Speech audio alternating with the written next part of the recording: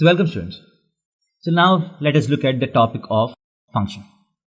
So function is one of the most important topic of your class 11th and 12th syllabus. And this topic is an extension of the topic of relations. So you have already seen what a relation is. So what is a relation? A relation is some sort of connection between elements of the first set and the elements of the second set. That is, you connect some of the elements of first set with some of the elements of second set. That is, assume that 1 is connected to B, 2 is connected to D, 3 is connected to A, so on. This is a sample relation. So this can be called a relation. This is a subset of the Cartesian product of A and B. So the Cartesian product of A and B contains all the possible arrows between A and B. And out of all those arrows, if you select some of the arrows, it becomes a relation. Now, what is a function? A function is a relation which satisfies certain conditions. A relation which satisfies certain conditions. So let us look at what the conditions are and what are the conditions to be satisfied for a relation to be called a function. So the conditions are something like this. The first condition is every element in the first set has to be connected with elements in the second set. That is, you should not leave any elements in the first set. So no element in first set, set 1, can be left out. So in a relation, elements in the first set can be left out also. That is, this is also a relation. But this is not a function because the first condition that has to be satisfied is each and every element in set A has to be related to an element in the second set. So I cannot leave any element. That is, 4 should also have an image. Right? So 4 should also have an image. All the elements have to be mapped. And the second condition is that every element of set A should be mapped with one and only one element in set B. That is, every element in set A has to have a unique image. So these are the two conditions. If satisfied by a relation, it can be called a function. So what is the first condition? No element in set A can be left out, and every element in set A should have only one image in set B.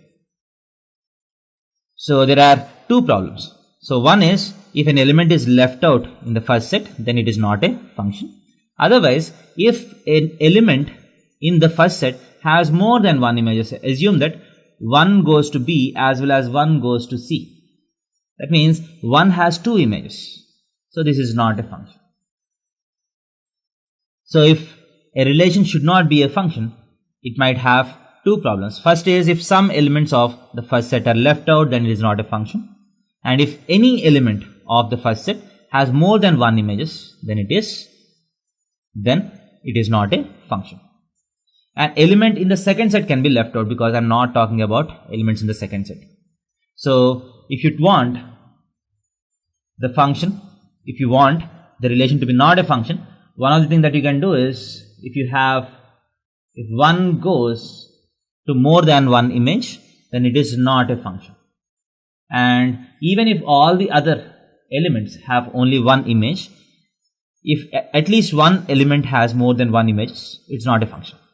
Otherwise, if I left out some number, assume that all the other elements have a single image, but 4 does not have an image. So this is also not a function. So if it has to be a function, it should be something like this. 1 is connected to A, 2 is connected to B, 3 can be connected to B, there is no problem. 4 can be connected to C. This can be a function. Because what is the first condition? Every element in set 1 is connected to an element in set B. And the second condition is every element has a single image. Every element has a unique image. That is, the image of 1 is A, the image of 2 is B, the image of 3 is again B. You have a single image. The image of 4 is C. So every element has only one image. Two elements in set A can have the same image. There is no problem about it. But single element in first set cannot have two images. Right? So again, another example of function is 1 goes to A, 2 goes to D, 3 goes to C, 4 goes to E. This is also a function. So first, I hope you have understood the basic definition of function. So these are the two conditions. If a relation satisfies, it becomes a function. Now let us go forward. So a relation R defined from set A to set B is called a function if and only if every element in A, that is the every element in first set, has one and only one image in B. So I can combine those two conditions in a single sentence. So a relation is called a function if every element in first set has one and only one image in the second set. So this is the definition of function. And the things that you need to remember is two or more elements of A can be mapped to a single element in B. There is no problem with it. That is, 1 is mapped to A, 2 is also mapped to A, 3 is also mapped to A. There is no problem with it. The only condition is every element in the first set should have one and only one image in the second set. And some elements of B can be left out. So if you have this B which has been left out without any connection, so there is no problem with this, because the definition of the function only talks about the first set. So what are the two things that can happen?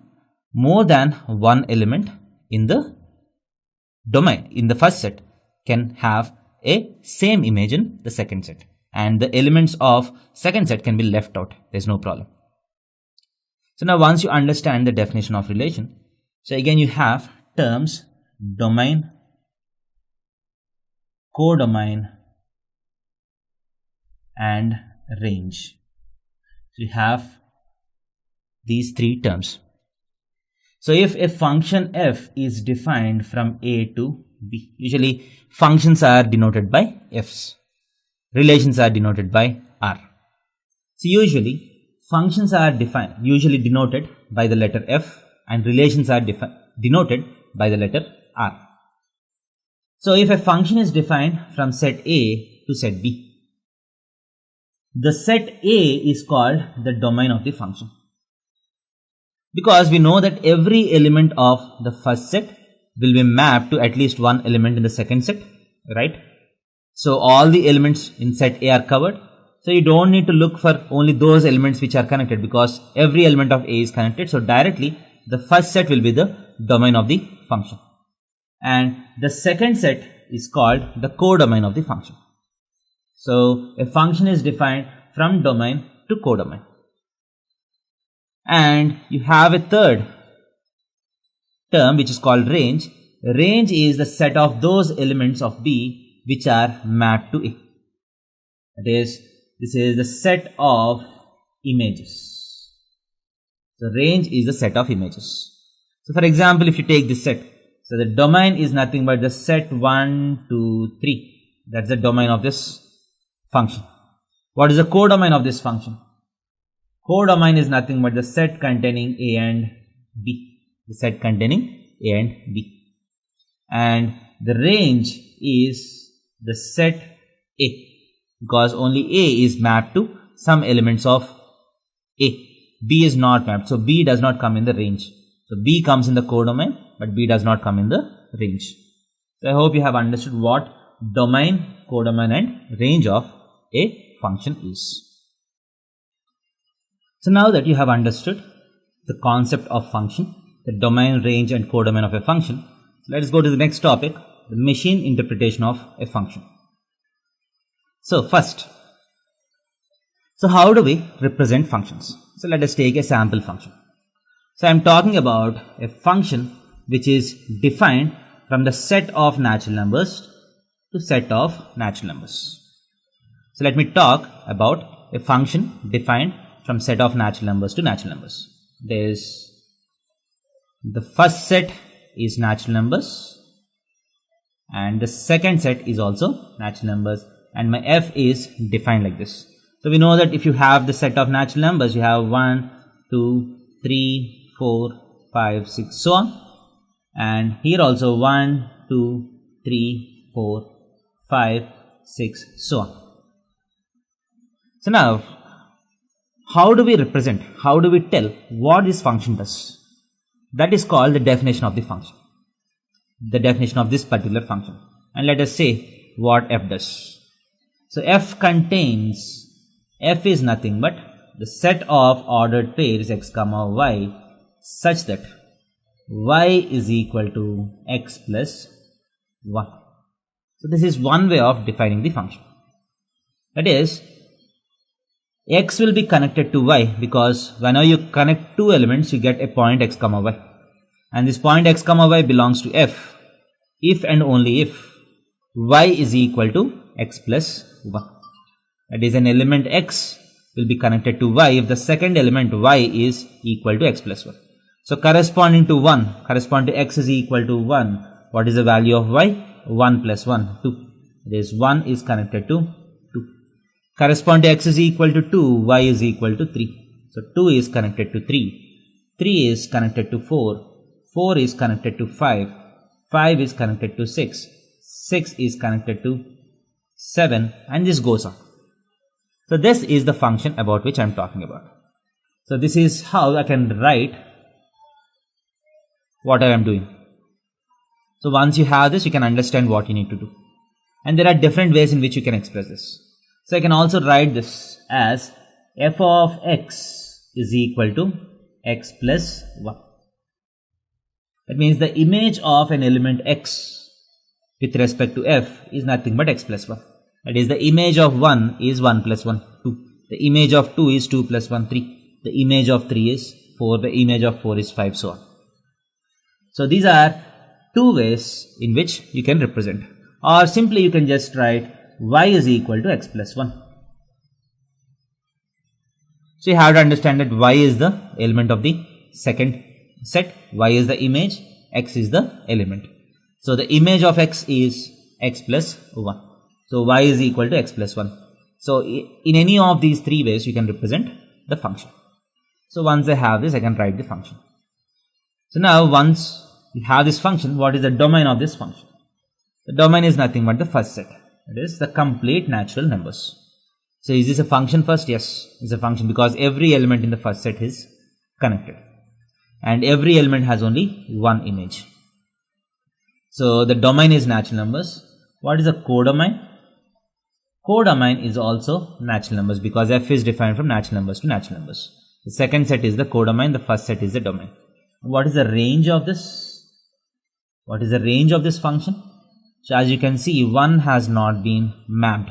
So in range 1 does not come. So range is nothing but set of 2, 3, 4, so on. Range is nothing but set of 2, 3, 4, so on. So this is how you can write domain, codomain and range. But what is the machine interpretation of a function? Say a function can be thought of as a machine. So what is the meaning of function in English? Function means some sort of work. So what does work? A machine does work. So function can be thought of as a machine which does some work. That is, you have a machine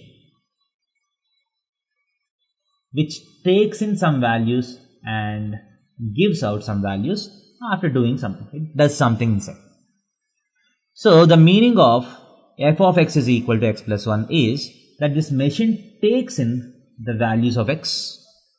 This machine takes in some numbers, and what this machine does is this machine adds 1 to that number and you get the answer outside.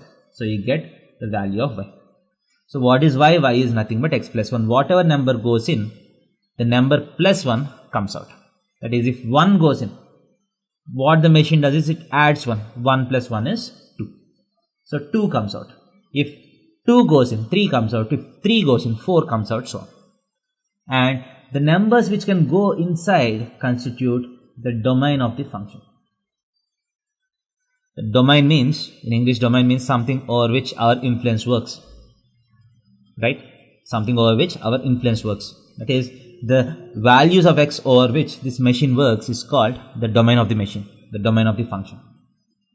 And what it does is called the definition of the function, and the values that comes out constitute the range of the function.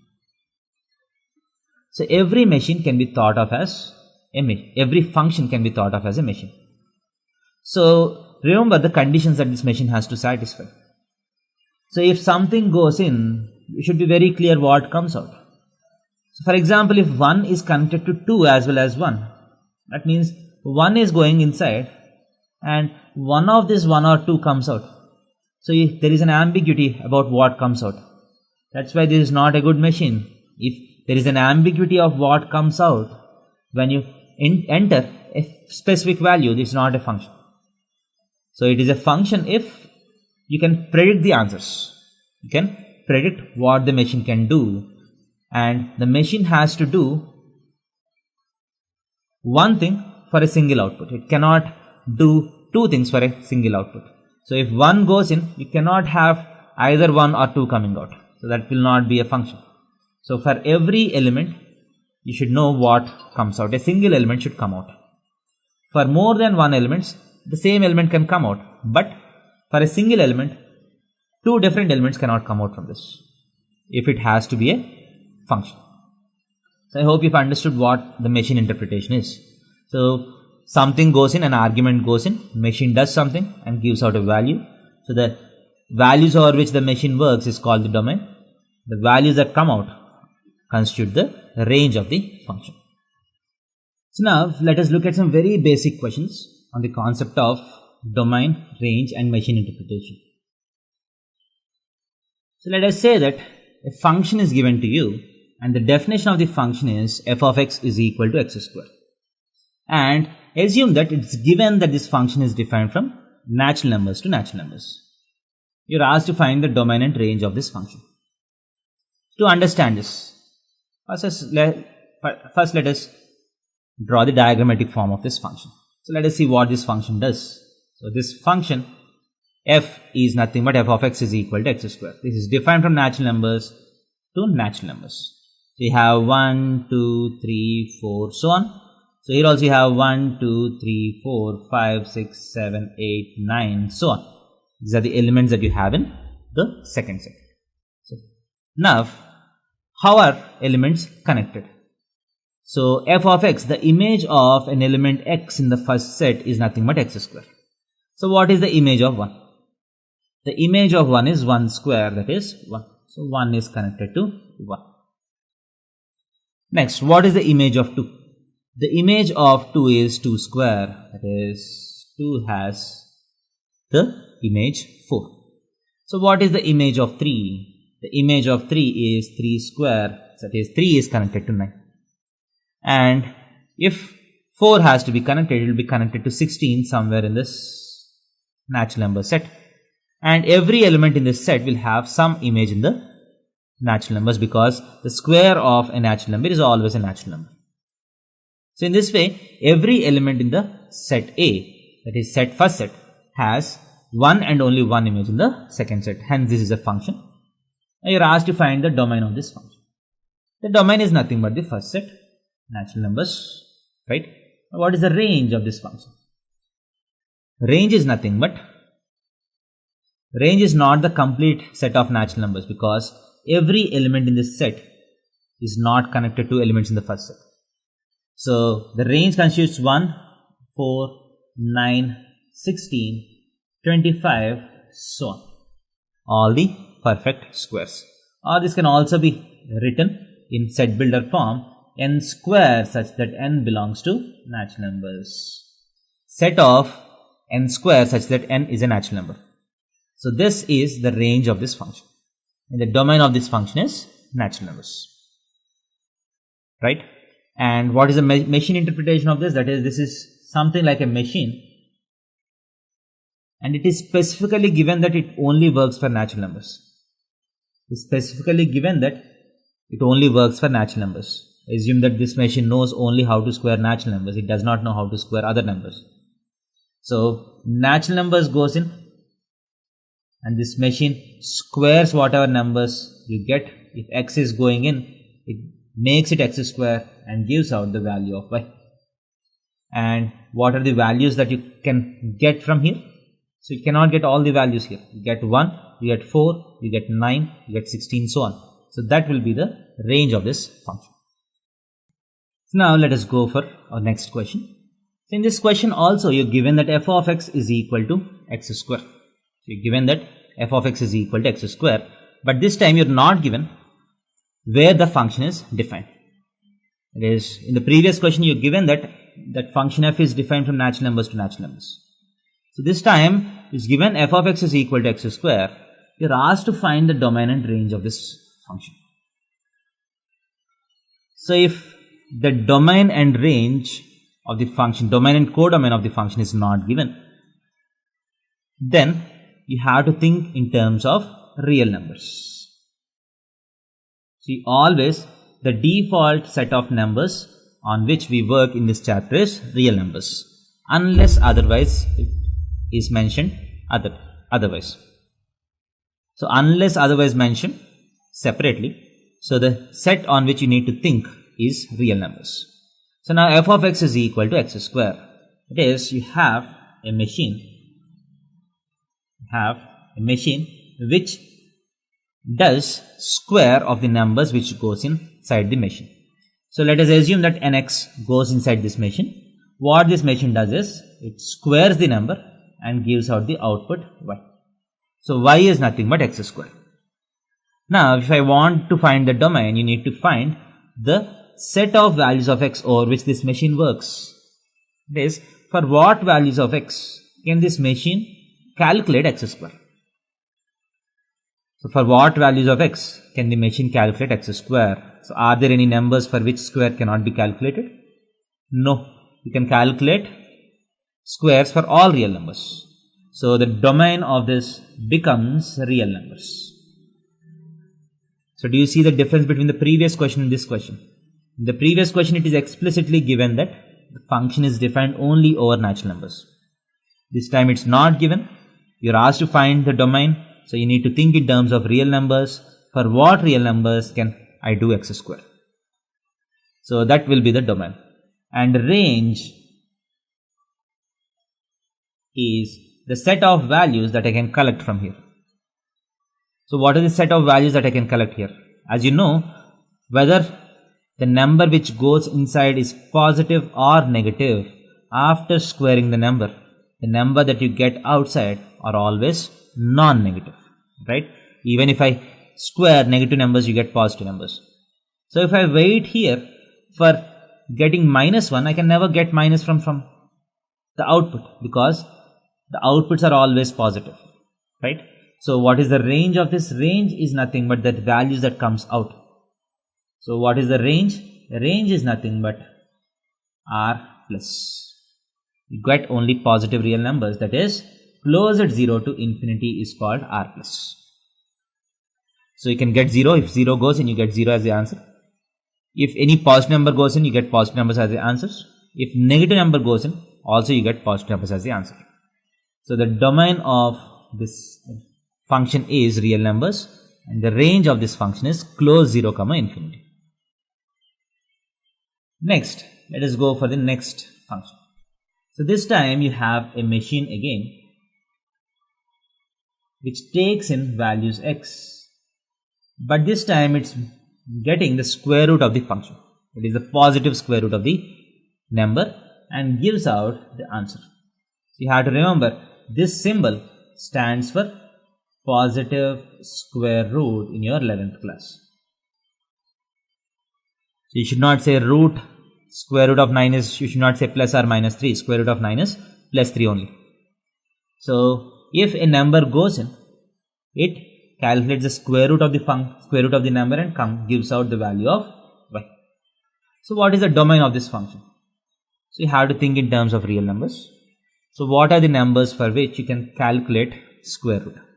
Obviously you cannot calculate square root for negative numbers, right? So the domain will be close 0 to infinity. So you can calculate square roots only for positive numbers and 0. So the domain will be close 0 to infinity. You cannot send negative numbers inside. So if negative number goes inside, this machine does not work, because if minus 1 goes inside, what is square root of minus 1? I don't know, because we are in the real field. Don't go for imaginary field. So we have default space that we work is real number space. So the domain is 0 to infinity. What is the range of this? So as you know, as number goes in, as the number that goes in increases, the square root also increases. So if 0 goes in, you get 0. If a higher number goes in, you get slightly higher number, higher number, higher number, and it goes on till infinity. So the range is also 0 to infinity. So you can get all the numbers from 0 to infinity from the output. And you can send all positive real numbers in the input. So this will be the domain and this will be the range of this function. So next, let us look at what equal functions are. So if you have two functions f and g. So two functions f and g are said to be equal functions if they have same domains.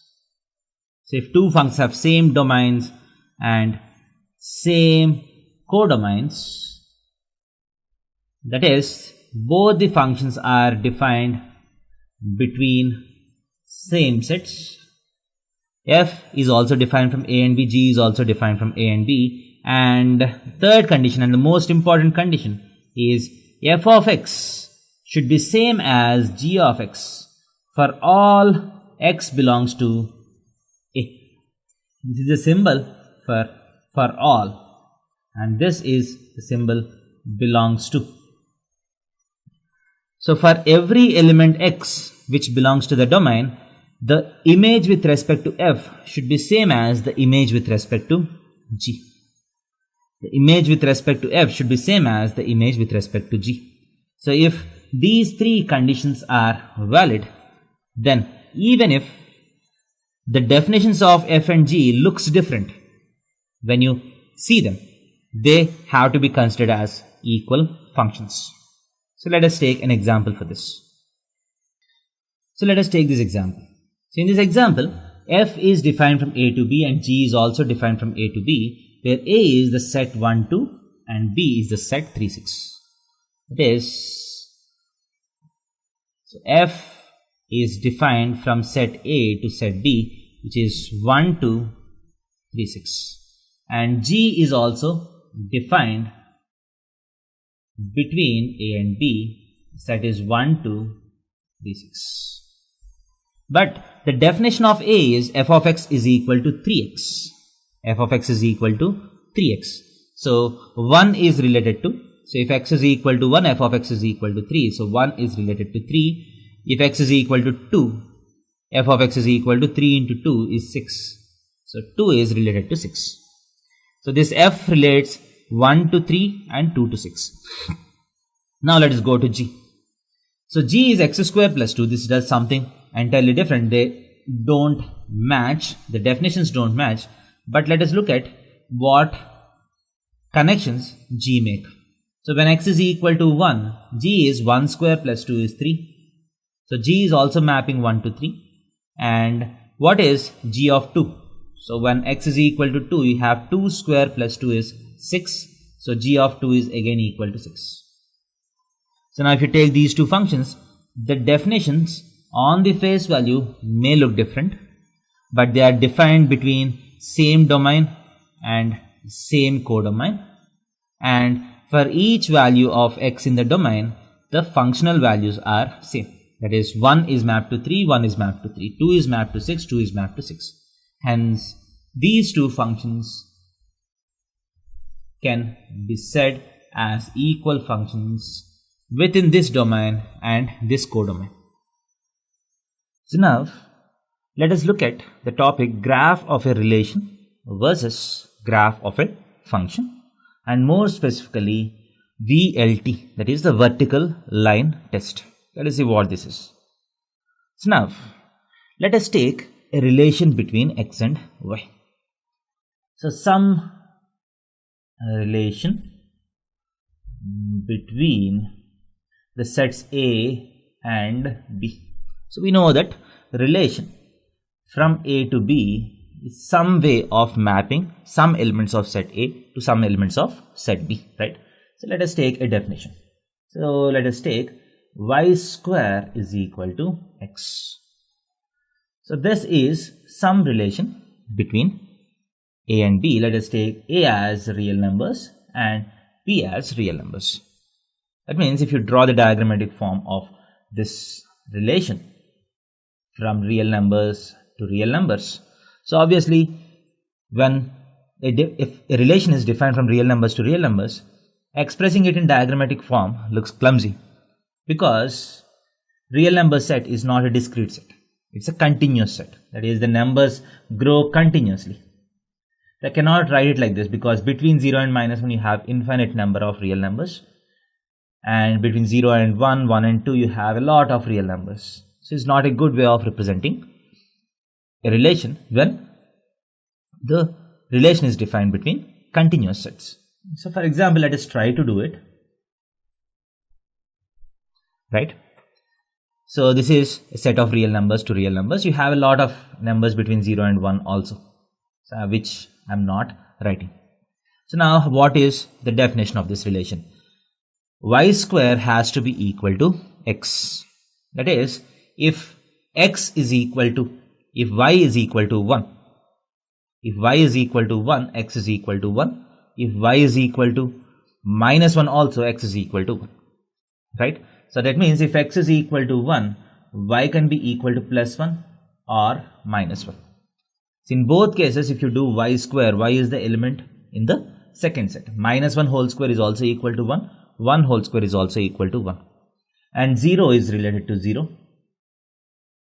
So -1, can y square be equal to -1? No.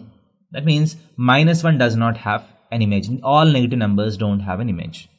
Next, if you take 2, 2 will be mapped to, if x is equal to 2, y has to be equal to plus or minus √2. So plus √2 minus √2, they'll be somewhere in this real number set. So 2 will be related to +2 and -√2. Similarly, 3 will be related to +√3 and -√3. 4 will be related to +2 and -2, so on. So if you want to draw the graph of this, so whenever you want to draw the graph of a relation between continuous functions, so diagrammatic form is not the good way. So we just draw a table. So remember, this is a standard process in which you draw graphs of relations. So x and y. So you take some sample points of x and y which satisfy this relation. So if x is equal to 0, y is equal to 0. If x is equal to 1, y is equal to +1 or -1, right? If x is equal to 4, y can be equal to +2 or -2, so on. If x is equal to 9, y can be +3 or -3, so on. This is how the points go on. And we plot these points on the graph. So the first point is 0, 0. That means this point is there on the graph. 1, 1 means this point is present on the graph. 1, -1 is also present on the graph. Next, 2, 3, 4. So 4, +2 lies on this graph. 4, -2 also lie on this graph. So on. These are the sample points. And in between these points, you also have some points. But you don't need to plot all the points.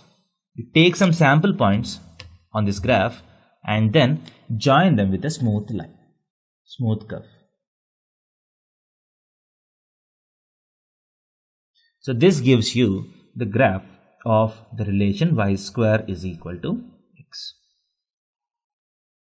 So this is the graph of this relation. Now every relation or every function for that matter has some sort of graphical representation. Now if you want to check whether this graph represents a function or not. So we know that a function is a relation which satisfies certain conditions. What are the conditions? Every element in the domain should have one and only one image in the codomain, right? So now Let us check whether this relation, this graph satisfies the conditions. So first condition, every element in the domain has to have an image. So to check that, I'll draw. So now let us look at another relation between real numbers to real numbers. So let us take a relation R defined from real numbers to real numbers, and this time let the definition be y is equal to x square. Previously the definition is y square is equal to x. Now the definition is y is equal to x square. So how does the graph of this look like? Again, whenever you have to draw a graph of any particular relation, you just draw a table first. Draw a sample table where you get different values for x and y. Now if x is equal to 0, x square is equal to 0. If x is equal to plus 1 or minus 1, y is equal to 1. That is 1. If x is 1, y is 1. If x is minus 1 whole square is also equal to 1. Next, if x is equal to 2 or minus 2, x square will be equal to 4, right? So these are some sample points on this curve. So first let us plot them. So the first point is 0, 0. That means the graph has to pass through this point. And next, the graph has to pass through the point 1, 1. And the graph has to pass through the point minus 1, 1. This time minus 1, 1 is here. And next, when x is equal to 2, y is 4, 2, 3, 4. So 2, 4, the graph has to pass through this point. Minus 2, 4, the graph has to pass through this point. So now once you have sample points on the graph, just need to join them with a smooth curve to get the graph of this function, graph of this relation. So I'll just join them.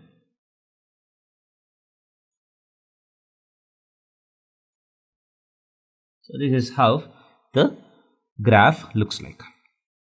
So we have seen the graph of y is equal to x square and x square, y square is equal to x.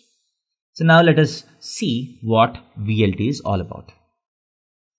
So now we have seen the graphs of two relations. Y square is equal to x. This is the graph that we have got. And y is equal to x square. This is how you got the graph of this. So from these two graphs, can you decide which of this graph represents a function and which of this graph does not represent a function? So you know that both of these are relations between real numbers to real numbers. And a relation is a function if it satisfies the condition that every element in the domain should have one and only one image. So this is the condition that if a relation satisfies, then it becomes a function. So now let us see whether this relation satisfies this condition or not. Now what is the domain? So domain is real numbers, that is encompassing from minus infinity to plus infinity. So now let us take a number in the domain which is minus 1. So let us take x is equal to minus 1. And correspond to x is equal to minus 1, do you have the image for this element? That is, if you take the diagrammatic form, correspond to x is equal to minus 1 in the real numbers, do you have an image for this? So as you can see, correspond to x is equal to minus 1, you don't have any point that lies on the relation. That means you don't have any y correspond to minus 1. That means minus 1 does not have an image. So if you draw a vertical line at the point x is equal to minus 1, you can see that there is no point in the curve, on the curve, which satisfies, which lies on this vertical line. That means correspond to x is equal to minus 1, there is no y. That means minus 1 is not connected. One of the condition has been contradicted. That is, not every element in the first set has an image. So this is not a function. And also, let us go to x is equal to 1. So corresponding to x is equal to 1, if you draw a vertical line, it cuts the curve at 2 points, right? At 2 points. That means corresponding to x is equal to 1, y is equal to 1 is also satisfied by this equation. Y is equal to minus 1 is also being satisfied. That means corresponding to x is equal to 1, you have two images, 1 and minus 1. So which again contradicts the definition of a function. So if a relation has to be a function, every element should have an image, and you should have one and only one image. You should not get more than one images. So here two conditions of the function are being contradicted, hence this is not a function. Because some elements in the domain don't have a image and some elements in the domain has multiple images. So even if you take x is equal to 2, if you draw a vertical line, it cuts the curve at 2 points, right? That means for x is equal to 2, you have two images, which is not the case if this has to be a function. So I can conclude that this is not a graph of a function. This is just a relation between x and y, between r and r. Now let us go for this function, this relation. Y is equal to x square.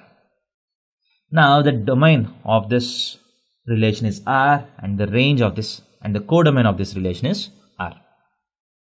Now let us take any element in the domain. Let us take minus 1 or minus 2 or minus 3, so on, whatever the element is.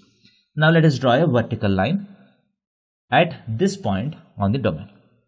So as you can very clearly see, this vertical line meets the curve at only one point. Because this curve continues to infinity, even if I draw a vertical line corresponding to x is equal to 2, it will cut the curve at some point corresponding to x is equal to minus 3, because this curve goes on. If I draw a vertical line corresponding to x is equal to minus 3 also, it cuts the curve at exactly 1 point. Corresponding to x is equal to 0, the vertical line cuts the curve at 1 point. Corresponding to x is equal to 1, it cuts at 1 point. At any point on the domain, if you draw a vertical line, you can see that the vertical line cuts the curve at exactly 1 point. What is the meaning of it? Corresponding to every x in the domain, you have one and only one image in the codomain, which is the definition of a function. That means this graph is satisfying both the conditions of a function. Wherever I draw a vertical line, I am getting one image. Wherever I draw a vertical line, I am getting only one image. Hence, this is a function. So I hope you have understood what vertical line test is.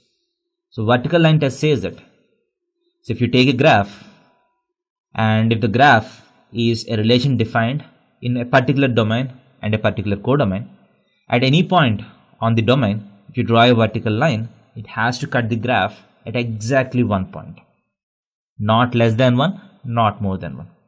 If the graph satisfies that condition, then the graph will be a function. So now let us write this down properly.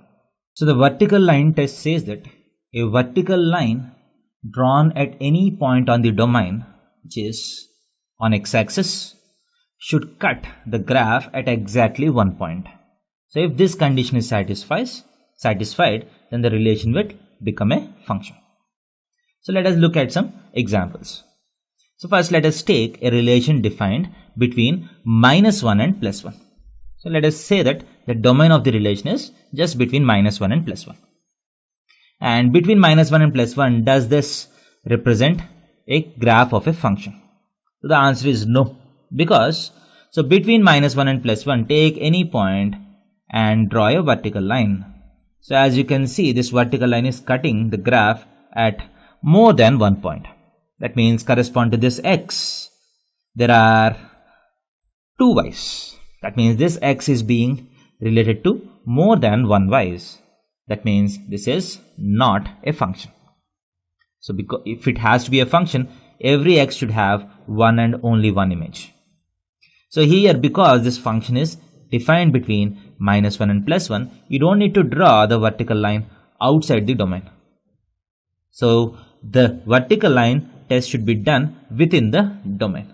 So within the domain, so whatever vertical lines you draw, they are cutting the curve at more than 1 point. Hence, this is not a function. Next, if you take this function, assume that this is a graph defined on the set of real numbers. That is, the domain is all real numbers. And this graph is going on indefinitely. So if you draw the vertical lines at any point on the domain, you can clearly see that they are cutting the graph at one and only 1 point. So this is the graph of a function. So let us say that this graph is being defined on real numbers, that is from -infinity to +infinity. Then you need to check VLT at every point on the domain. That is, if you draw a vertical line at somewhere at this point, you can see that this vertical line is not cutting the graph. That means this X does not have an image. And if you draw the vertical line here, this X corresponds to 2 images. So some points have more than one image, some points do not have an image, and this is not a function. So if you take this graph, so this wave is going on indefinitely. That's what this arrow says. If this wave is going on indefinitely, if this function, if this relation is defined on the set of real numbers. So as you can very clearly see, wherever you draw a vertical line, the vertical line is cutting the graph at one and only 1 point. Hence, this is a function. Now let us take this graph. So let us take two cases. If this graph is defined on the set of all real numbers, if this graph is defined on the set of all real numbers, so then this will not be a function, because for negative real numbers, you can see that you don't have an image. For positive real numbers, you can see that any vertical line is cutting the graph at one and only 1 point. So if this graph is defined on all real numbers, this is not a function. But if this graph is defined only on the positive real numbers, that means you need to do vertical line test only on the positive side of x-axis.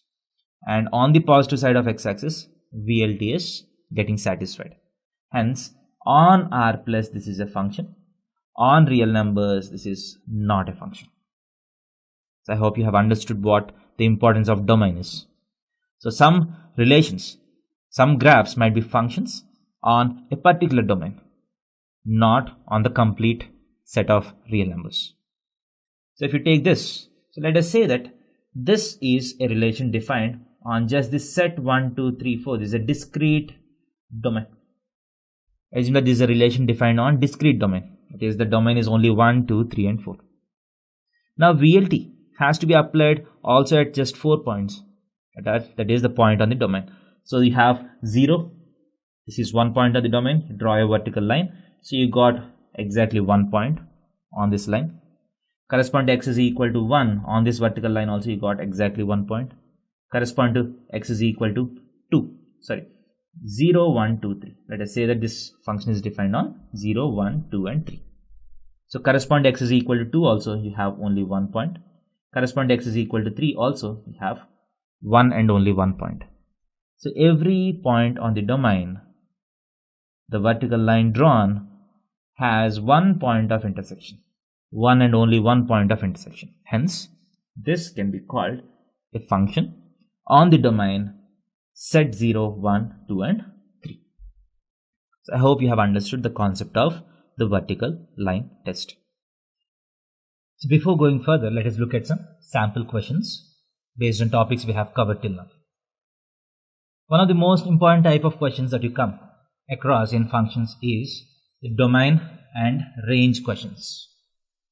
For example, you're asked to find the domain and range of the function f of x is equal to 1 by root of 4 minus x square. So now how do we solve this question?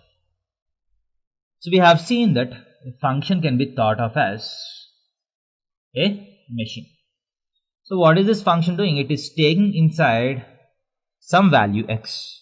And what it does is it calculates 1 by root of 4 minus x square, and the value of 1 by root of 4 minus x square, which is usually called y, comes out. Right? So the numbers that can go inside this machine constitutes the domain of the function. The numbers which comes out of this machine constitute the range of the function. And we have already seen that we need to think in terms of real numbers. So when nothing is given, the default set of numbers that we take in this chapter is real numbers. So what are the values of real numbers for which this function is defined, that is, this machine works? Now to understand about the domain, first you need to see this function. So this function consists of 1 by something, and in the denominator you have root of something. So if 1 by something has to be defined, this something has to be greater than, this something has to be, not equal to 0. Because if the denominator is 0, the number cannot be calculated. So 1 by something, if it has to be defined, it has to be not equal to 0. And the second thing is root of something. So root of something will be defined only if this something is greater than or equal to 0. So if you take both of these conditions, so 1 by something will be defined if something is not equal to 0. So 4 minus x square should not be equal to 0, or root of 4 minus x square should not be equal to 0. And for this root to be defined, 4 minus x square should be greater than or equal to 0. So according to this condition, if I square it, 4 minus x square should not be equal to 0, and 4 minus x square should be greater than or equal to 0. So if you combine these two conditions, equal to 0 should not happen, and it should be greater than or equal to 0. So the effective condition is 4 minus x square is greater than 0. This implies x square has to be less than 4. So the square of x has to be less than 4. This implies x should belong to minus 2 comma 2. Right? If you take the real number line, 0, minus 2 and plus 2. So if the numbers are in between 0, between minus 2 and plus 2, the square will be in between 0 and 4. So if the square has to be less than 4, x should belong to minus 2 to 2. So this is the domain of this function. Now let us talk about the range. This is the domain of this function. So now what about range? For range you need to go in a reverse way. So we know that x has to be in between minus 2 and plus 2. So x square goes between. So if x is in between minus 2 and plus 2, x square lies between 0 and 4. Right? Close 0 to open 4. So 4 minus x square. So this implies minus x square lies between minus 4 and 0. So 4 minus x square is in between. 4 minus x square is in between. If you add 4, 0 to 4. And root of 4 minus x square. So root of 4 minus x square. If 4 minus x square is in between 0 and 4, so 0 to 2. So here we have, are we going well? So I have added 4, so this becomes 0, this is equal to 4. So when I take the square root of this, 0 to 2, right? So for now, root of 4 minus x square is greater than 0 and less than or equal to 2.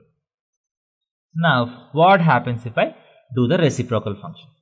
So this implies 1 by root of 4 minus x square. So I have to reciprocate both of them. So 1 by 0 becomes infinity. And the signs reverse when you reciprocal things. So this will become greater than, this will become greater than or equal to. So 1 by root of 4 minus x square is always greater than or equal to half and goes till infinity. So the range of this function is closed 1 by 2 comma open infinity. So this is the answer to this question. So in this question, we're given that F is the set containing ordered pair x comma x square by 1 plus x square, where x belongs to R. So you have to find the range of this function. So clearly this means, this function simply means y is equal to x square by 1 plus x square, right? The value of y corresponding to x is x square by 1 plus x square. So this is nothing but the image of the number x according to this function, x square by 1 plus x square. If I take the machine interpretation of this, so this machine takes in values of x and it calculates the value of x square by 1 plus x square and gives out the value of y. So this is the value of y. Now, before going to the range of this function, let us investigate the domain of this function. So the domain of this function is nothing but the values of x for which this function is defined. So first, you have in the numerator you have x square is always defined. For any number you can do x square, and 1 plus x square is also always defined. So you have something by something, and something by something might have problems if the divided by term, the denominator term is equal to 0. So if 1 plus x square is equal to 0, this function might have problems in the calculation part. But 1 plus x square can never be equal to 0 because x square is always non-negative, plus 1 is always greater than or equal to 1. This number is always greater than or equal to 1, and this cannot be equal to 0. So effectively there is no problem in the calculation of this function for any real number. Hence the domain becomes all real numbers. So now let us try to find the range of this function. So range is nothing but the values of x square by 1 plus x square. So if x belongs to R, where does this function, this value lie? So to simplify this, x square by 1 plus x square can be written as 1 plus x square minus 1 by 1 plus x square. This is one of the important technique that you get in functions. So whenever you have variation in numerator and denominator, so here you have x in numerator as well as denominator, right? So as x changes, numerator also changes, denominator also changes. So if two things change at the same time, it's very difficult to see the effect of both of them. So what we try to do is, we try to get the variation to a single side, either numerator or denominator. So one of the technique is, you add 1 and subtract 1 and see what happens. That is equal to, so this 1 plus x square can be thought of as a single entity. 1 plus x square by 1 plus x square becomes 1, minus 1 by 1 plus x square. So now 1 has become a constant, this one is a constant, the variation has been limited to only one term. So now I'll start from here. So 1 plus x square, can I say that this is always greater than or equal to 1, right? Because x square is always greater than or equal to 0. 1 plus x square is always greater than or equal to 1.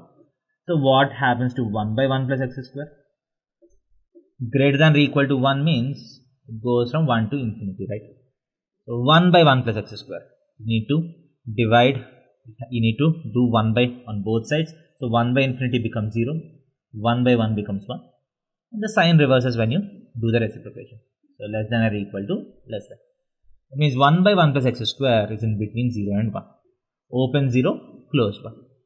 So what happens to minus 1 by 1 plus x square? So again you need to multiply both of them with minus. So this becomes minus 1. And when you multiply something with a minus 1, the signs again reverse. Right? So minus 1 by 1 plus x square lies between minus 1 and 0. Now I am adding a 1 again. So 1 minus 1 by 1 plus x square. So if you add a 1, this becomes 1, this becomes 0. So 1 minus 1 by 1 plus x square, which is same as x square by 1 plus x square, is lying in between what? 0 and 1. That means this value always lies between 0 and 1. That means these are the values that you can collect here. If you put a container here, these are the values that comes out. So the range of this function is close at 0, comma, open 1. So this will be the answer to this question. So in this question, you're given that f of x is equal to x minus 1 by x plus 1. In that case, you're asked to find the value of f of 2x. Now, how do we do this? This is a basic manipulation question. So, what is the meaning of this? So, if you take the machine interpretation of the function, so the function f of x is x minus 1 by x plus 1. The meaning is if x goes inside this function, what this function does is it calculates x minus 1 by x plus 1. It subtracts a 1 from x, it adds a 1 from 2x, and it will take the divide by of those two and gives the answer. Now, if f of x is x minus 1 by x plus 1, you are asked to find what f of 2x is. F of 2x is simply the value that comes out if 2x goes inside this function. So, if x goes inside this function, you get x minus 1 by x plus 1. If 2x goes inside this function, you get simply 2x minus 1 by 2x plus 1. So, this is nothing but f of 2x. Now, you're not directly given this answer. You're given 3 options and you're asked to find which is f of 2x. So, we'll calculate each of the options and see which of them is equal to 2x minus 1 by 2x plus 1. So, let us take the first option is 3 times f of x is nothing but x minus 1 by x plus 1 by x minus 1 by x plus 1 plus 3. So, let us try to take the LCM and simplify this. This is 3x minus 3 plus x plus 1 divided by x minus 1 plus 3x plus 3. So, x plus 1 in the denominator, x plus 1 in the denominator cancels out. That is equal to 4x minus 2 divided by 4x plus 2. So, on taking 2 common, if you can cancel this, you get 2x minus 1 by 2x plus 1. So, you got the right answer, hence option A is the right answer to this question. So, if option 1 would not have been right, I would have to calculate the other 2 also. So, I got the first option as right, so that's the answer to this question. So, now let us go to our next topic, basic functions to remember. So, in this chapter, you have to remember a lot of basic functions. And using these basic functions, as we go on, more and more complicated functions will be constructed. But any complicated functions can be broken down into some basic functions which we are going to learn now. So, whatever are the functions that we are going to learn now, you need to follow very carefully. So, the first function that we are going to study is constant function. So, constant function is a very simple function. It is defined as f of x is equal to constant. So, this is some constant a. That means, if you take the machine interpretation, so whatever x goes inside this machine, always a fixed number a comes out. This machine does not do anything. So, whatever number goes in, irrespective of what goes in, you always get the constant a as the answer. So, what is the domain of this function? So, the domain of this function is all real numbers. It can take any real number inside. What is the range of this? The range is the set A. The range is a singleton set. So, whatever number goes in, only A comes out. So, this A can be any number. For example, if f of x is equal to 5, the range of this function is 5 and the domain of this function is real numbers. This is not a very difficult function to understand. And once you understand the machine interpretation, domain and range, you need to understand the graph of this function. So, how does the graph of this function look like?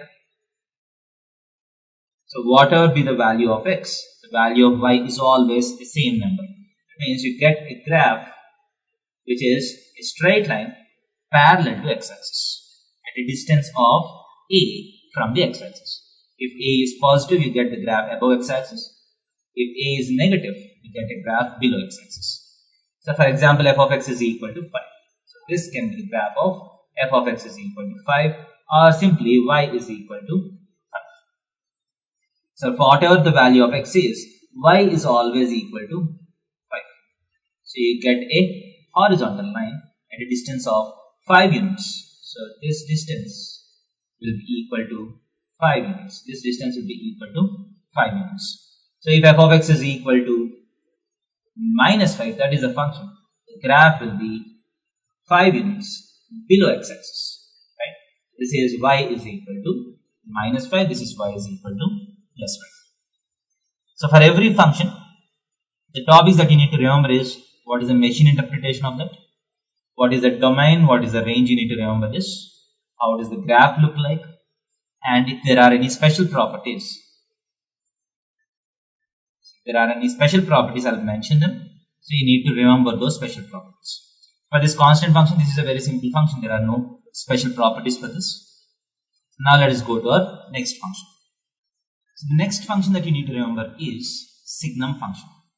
Signum function stands for sign of number function. Sign and number. That's why it is called signum function. So we don't call it sinum function because sine is another trigonometric ratio which you know that name has already been taken. So we pronounce it as signum function. So what is the definition of signum function? What does signum function do? So signum function is denoted by SGN of x. So SGN of x, what it does is, this is nothing but plus 1 if x is greater than 0, 0 if x is equal to 0, minus 1 if x is less than 0. This is the definition of signum function. That is, if you take the machine interpretation of this function, if a positive number goes inside this machine, if x is greater than 0, if a positive number goes inside this machine, you get 1 as the answer. If 0 goes inside this machine, you get 0 as the answer. If a negative number goes in, whatever be the negative number, if the negative number goes inside this machine, you get minus 1 as the answer. So always, whatever number goes in, you'll always get either 0 or 1 or minus 1 as the answer. So if a positive number goes in, 1 is the answer. 0 goes in, 0 is the answer. Minus numbers, negative numbers goes in, minus 1 is the answer. So this function is called signum function and it is denoted by SGN of x. From now on, whenever you see SGN of x, it means signum of x. Right? So what is the domain of this function? The domain of this function is all real numbers because whatever real number goes in, the machine is working. And what is the range of this signum function? The range is the set minus 1, 0 or plus 1. Because these are the only 3 numbers which comes out of this machine. So the output will be either 0, 1 or minus 1 and the range is this. How does the graph of this look like? So as you can see, whatever may be the positive x, any positive number, x is any positive number, you always get 1 as the answer. Always get 1 as the answer. If you join all those points, you get this straight line here. But exactly at x is equal to 0, you get 0 as the answer. So this line goes closer and closer and closer to this y-axis, but it does not touch y-axis because exactly at x is equal to 0, 0 is the answer. So we represent this by a hollow dot. Hollow dot means that this line goes closer and closer and closer to y, infinitesimally closer to y, but it does not touch y. And this graph y is equal to 1 works for all positive real numbers. And at exactly 0, the value of y is equal to 0.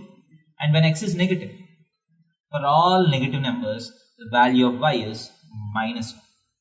So for all negative x's, value of y is minus 1.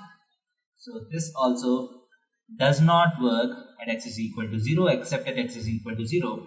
At all other real numbers, all other negative real numbers, the value of the function is minus 1. So the graph looks like this. 1 on the positive side, minus 1 on the negative side with the hollow dots here. The solid dot at x is equal to 0, y is equal to 0. The domain is R, the range is R, the range is set -1, 0, 1. The definition is -1 if x is negative, 0 if x is equal to 0, 1 if x is equal to positive. So these are the things that you need to remember. So one of the special property that you need to remember about signum function is signum of minus x will be equal to minus of SGN of x. So if a number x, that is if a number 2 has a particular functional value, the number -2 will have the exact opposite functional value. So signum of minus x will be equal to minus signum of x. You need to remember this.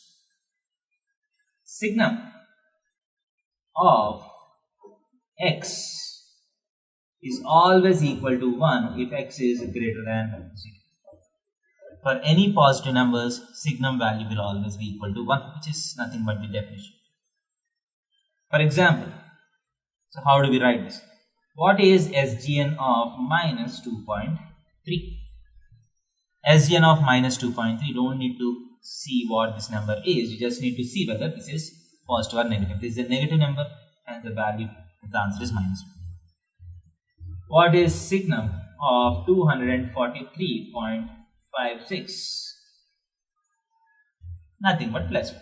Because it's a positive number, the value of signum is +1. So I hope you have understood the function signum x. It's a very simple function. So now let us move forward. So the next set of functions that we are going to study are identity function and modulus function. So you have identity function. We've already seen what an identity relation is. We have the same definition here. So identity function is a function which is defined as f of x is equal to x or y is equal to x. That is, whatever number goes in, the same number comes out. So if 1 goes in, 1 comes out. If 2 goes in, 2 comes out. If 3 goes in, 3 comes out. If 2.5 goes in, if 2.5 comes out. So whatever value goes in, the same value comes out. That's called an identity function. Every element is mapped to itself. That's called identity function. So what is the domain of this function? The domain is all real numbers, because any real number can go in, because it is giving the same value outside. And what is the range of this function? Any real number, because whatever is going in is coming out. So both the domain and range of this function is real numbers. And what is the graph of this function? So if you want to draw the graph, you have already seen how to draw the graph. We take some sample points. So x, y. So if x is equal to 0, y is equal to 0. If x is equal to 1, y is equal to 1. If x is equal to 2, y is equal to 2, so on. So if you plot the points and join them by a smooth curve, you get a straight line, which is exactly in between x-axis and y-axis. It makes an angle of 45 degrees with x-axis. So there's nothing new about identity function. You know this function already in your lower classes. So now let us go to our next function. So the next function is the modulus function. It's a very simple function, and I feel this is the most important function that you need to master. So this modulus function has applications in most of the other chapters. So what is the modulus function? This is represented as f of x is equal to mod x. And the definition of mod x is equal to x if x is greater than or equal to 0 minus x if x is less than 0. A very simple definition. It's a piecewise definition. When x is greater than or equal to 0, you have a definition. When x is less than 0, you have a different definition. For example, modulus of 2 is nothing but. So what is mod of 2? So you just need to see whether this 2 is positive or negative. We know that 2 is positive, right? 2 is positive. So you just get x as the answer. That is, the answer is 2. What is modulus of minus 2? So you can see that minus 2 is a negative number. X in this case is less than 0. So the functional value mod of x is equal to minus of whatever is there inside mod. So minus of minus 2 is nothing but plus 2 again. So in a way, mod does not do anything with positive numbers. Whatever positive number goes in, it just gives out the value. And if a negative number goes in, it converts the number into a positive number and gives it out. And how does it convert a negative number into a positive number? It does not take away the minus sign. If I ask the machine to take away the minus sign, that's not what mod does. So mod adds another minus to the minus already there. So minus into minus becomes plus by mathematical properties. So if you take the machine interpretation of this mod function, if an x goes in stage 1, it checks whether the number is positive or negative. So assume that the positive numbers goes here, negative numbers goes here. So the first check is the number is positive or negative. So if the number is positive, the number directly comes out. If the number is negative, the modulus function adds one more negative to it. So negative of negative becomes positive and comes out. So that's what mod does. If I ask you mod of minus 256 is nothing but plus 256. But how is it becoming plus? It's nothing minus of minus 256. That is equal to plus 256. So I'm stressing this point because this is the point that you need to understand. So if a negative number is there inside mod, you just need to understand that mod makes it positive. But that understanding is not sufficient. You need to understand how a mod function makes a negative number as positive number. So it adds one more minus to this number. So minus of minus 256 becomes plus 256. So I hope you have understood the definition of this function. Now what is the domain of this function?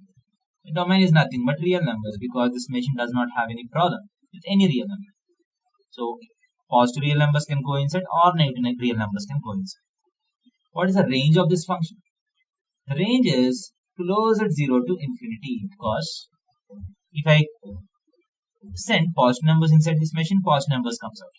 If I send 0, 0 comes out. But if I send negative numbers also, only positive numbers come out. So negative numbers cannot come out of this machine. Hence the range is close 0, infinity. And how does the graph of this look like? So when x is positive, the graph is nothing but y is equal to x. So if I take this as y, so when x is positive, y is equal to x. It is 0, 0, 1, 1, 2, 2, 3, 3, so on. It joins all these points. So I get a straight line like this. So when x is positive, you get a straight line like this. When x is negative,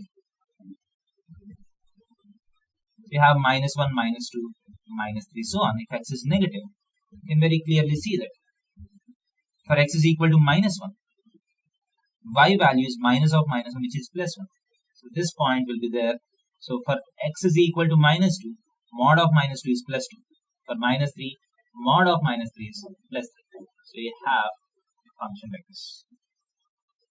So if you take y is equal to mod x, the graph looks like a V. So mod function's graph looks like a V. So now let us look at some of the important properties of modulus function. The first property is square root of x square is equal to mod x. So in the lower classes, what you have done is if you have square root of some number square, you have cancelled out square root and square and you have written this as x. But in 11th class, this process is dropped. So whenever you have square root of x square, the answer will be mod x. That is, if you have, for example, if you have square root of 1 minus x whole square. So square root of 1 minus x whole square, you cannot write it directly as 1 minus x. So square root of 1 minus x whole square cannot be written as 1 minus x because we don't know whether 1 minus x is positive or negative. Square root of minus 3 whole square. So this square root and square cannot be cancelled because This is a symbol for positive square root. So positive square root of minus 3 whole square is nothing but square root of minus 3 whole square is 9. What is square root of positive square root of 9? It's plus 3. So square root of minus 3 whole square, the square root and square does not cancel each other. To get minus 3, the answer is plus 3. So square root of minus 5 whole square is mod of minus 5, which is equal to 5. Mod of minus 5, which is equal to 5. So square root of 1 minus x whole square is not always equal to 1 minus x, because we don't know whether 1 minus x is positive or negative. So what we know is we get the positive value of this number as the answer. So square root of 1 minus x whole square, you should write it as mod of 1 minus x. So mod of 1 minus x is equal to exactly 1 minus x if 1 minus x is greater than or equal to 0, minus of 1 minus x if 1 minus x is less than 0. So 1 minus x is positive implies x less than or equal to 1. So if x is less than or equal to 1, root of 1 minus x whole square will be exactly equal to 1 minus x. If x is greater than 1, that is if x is something like 5. So square root of 1 minus 5 whole square is not 1 minus 5. If you write it as 1 minus 5, you get the number as negative. So square root of 1 minus x whole square is equal to minus of 1 minus x. You know that if the expression inside mod is negative, you add one more negative. So that is equal to x minus 1. Minus of 1 minus x is x minus 1 if x is greater than 1. So 1 minus x if x is less than or equal to 1, x minus 1 if x is greater than 1. So you can see why this is happening, because root of 1 minus x whole square can be written as root of x minus 1 whole square also. Both are same, right? Because even if you take a minus common from this, minus 1 whole square will become plus 1. So root of 1 minus x whole square is same as root of x minus 1 whole square. So if I directly cancel this out, so you get the answer as 1 minus x from this, you get the answer as x minus 1 from this. So you have to decide which is right. So both are right in their specific intervals. So now let us go for the second property. So the next property is regarding the inequalities, and this property says that if a and b are two positive real numbers, a and b are two positive real numbers, and x square less than or equal to a square implies, if x square is less than or equal to a square, then this implies mod x is less than or equal to a. If I take the square root on both sides, square root of x square is mod x and square root of a square is mod a, but if a is positive, I can write it as plus a. So x square less than or equal to a square is same as mod x less than or equal to a. So, and this implies if mod x is less than or equal to a. So what can it say about the values of a? So as you can see, if you take the real number line, you have a 0 here. So a is a positive number, so you have a somewhere here. And exactly correspond to a, you have a minus a on the opposite direction. And if x lies between 0 and a, obviously mod x also lies between 0 and a, or mod x will be less than a. Apart from this, so on the negative side also, if x lies between 0 and minus a, so if you take the mod, anyway, the sign is getting positive. Hence, between minus a to a, mod x will be less than a. It is x belongs to closed minus a to plus a. That will be the answer. So whenever you have x square less than or equal to a square, the answer will be x belongs to closed minus a to plus a. For example, if x square is less than or equal to 9, so I can write the answer as x belongs to minus 3 to plus 3, because 9 can be written as 3 square. So x square less than or equal to 3 square implies x belongs to minus 3 to plus 3. X square less than or equal to 2 implies x belongs to minus root 2 to plus root 2, right? Because 2 can be written as root 2 whole square. So minus root 2 to plus root 2. And if x square is greater than or equal to a square, this implies mod x is greater than or equal to a, and this implies x is either greater than a or less than minus a. So x is greater than or equal to a, or x is less than or equal to minus a. So these are the two conditions. So if x square is greater than or equal to 9, this implies either x is greater than or equal to 3 or x is less than or equal to minus 3. So if x is greater than 3, so if you square it, you get a number greater than 9. So if x is less than minus 3, for example, minus 4, minus 5, so on, when you square it, you also get a number greater than 9. And if x square lies somewhere in between a square and b square, where a and b both are positive, then x belongs to either a comma b, x is in between a to b, or in between minus b comma minus a, minus b comma minus a. For example, if x square lies between 9 and 16, so if you square a number, it has to get a number between 9 and 16. So x can belong to 3 comma 4. So if a number is in between 3 and 4, if you square it, the number will be in between 9 and 16, or minus 4 to minus 3. If the number is in between minus 4 to minus 3, also when you square it, the number will be in between 9 and 16. So next, you have something called triangular inequalities, where mod of x plus 5, modulus of x plus y is always less than or equal to mod x plus mod y. So if you individually add the positive values of x and y, this will always be greater than the effective value of mod of x plus y. And modulus of x plus y will always be greater than or equal to mod of mod x minus mod y. So if you subtract the effective values of x and y, you get a smaller number than mod of x plus y. For example, if you take mod of 2 minus 3, mod of 2 minus 3, this will always be less than or equal to mod 2 plus mod 3, right? This will always be less than or equal to 5.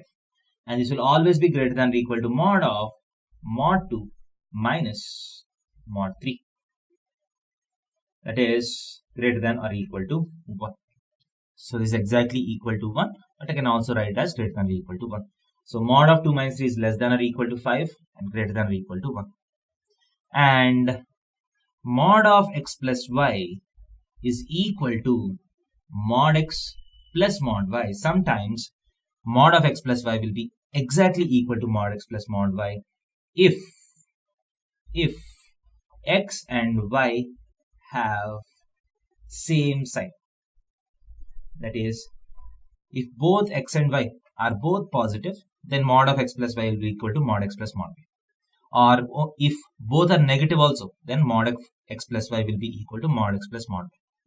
For example, mod of minus 2 minus 3 is exactly equal to mod of minus 2 plus mod of minus 3. Can you see this? Because mod of minus 2 minus 3 is mod of minus 5, which is equal to 5, is exactly equal to 2 plus 3, which is again equal to 5. So if either both are positive numbers or both are negative numbers, then mod of x plus y will be equal to mod x plus mod y. Right? If mod of x plus y will be equal to mod x minus mod y whole mod, if x comma y have opposite sign.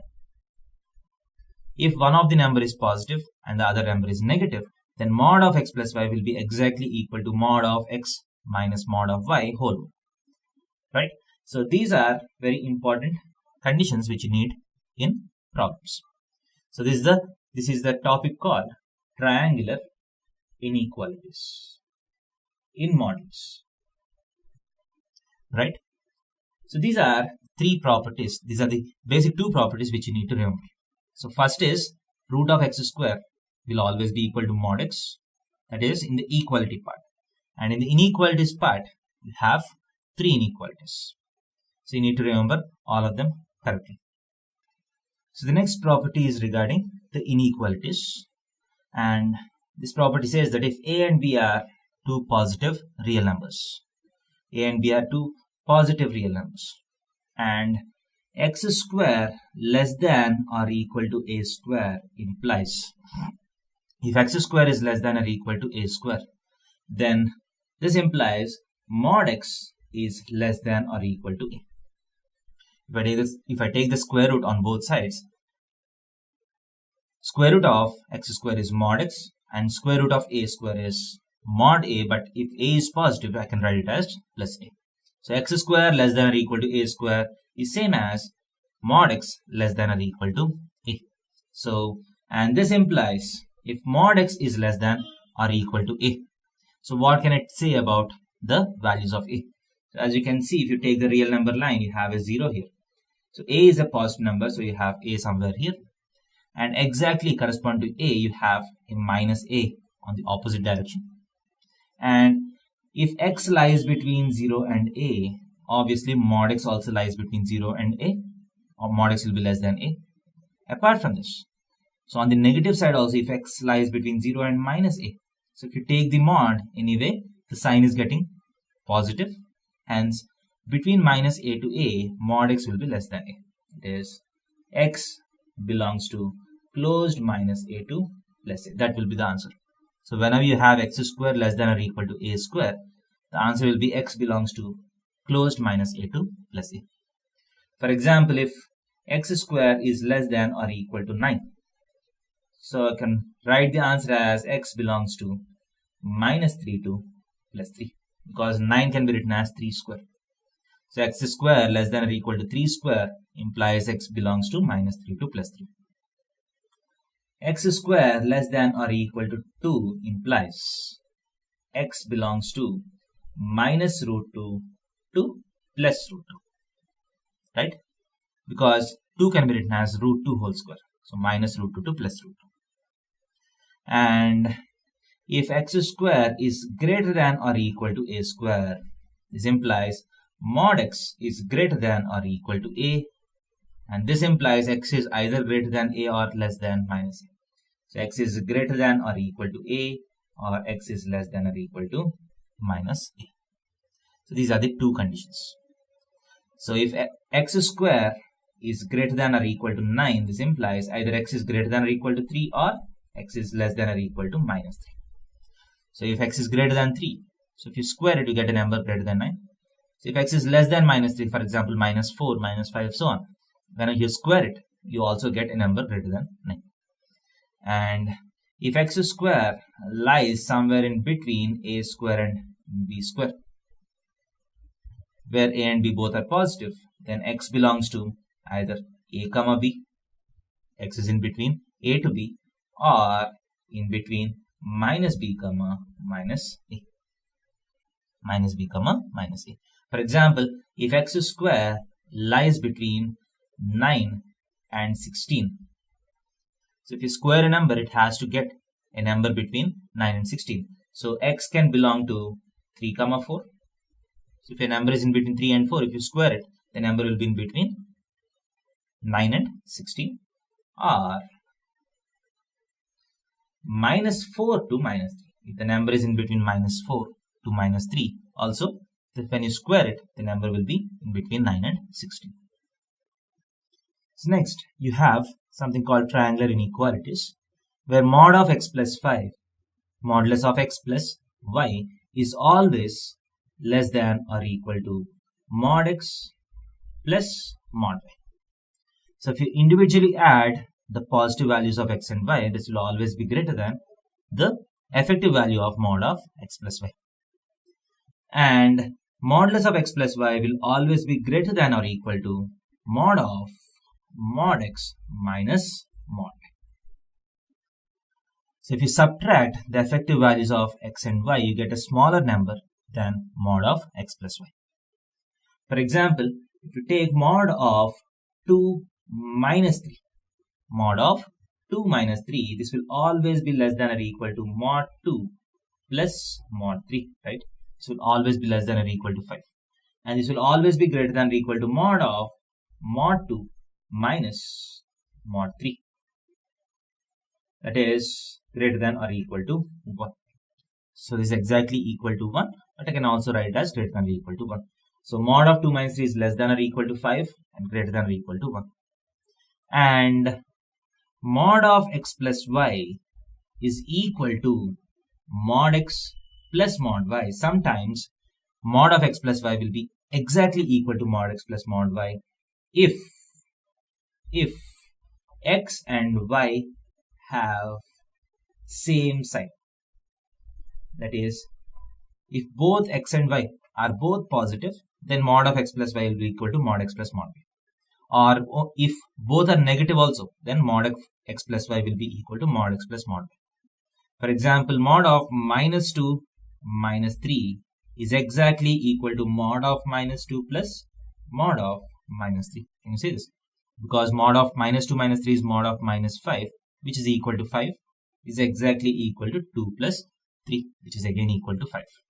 So if either both are positive numbers or both are negative numbers, then mod of x plus y will be equal to mod x plus mod y.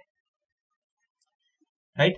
If mod of x plus y will be equal to mod x minus mod y whole mod.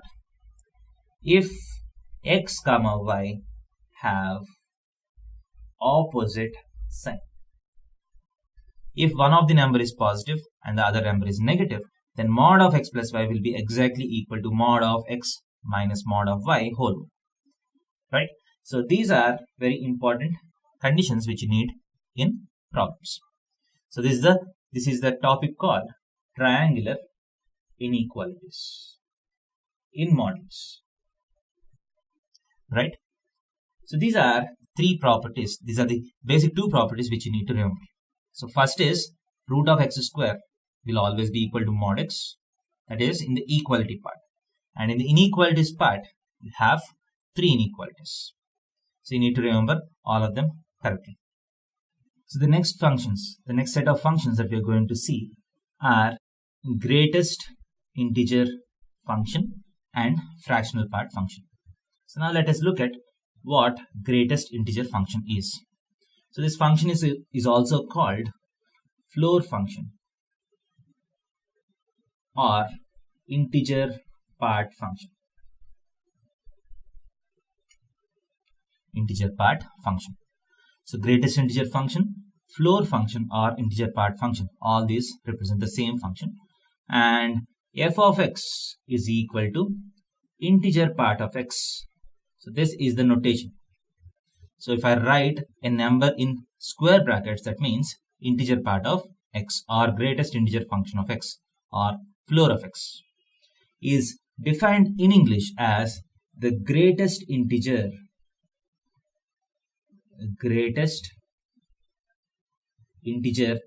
less than or equal to x.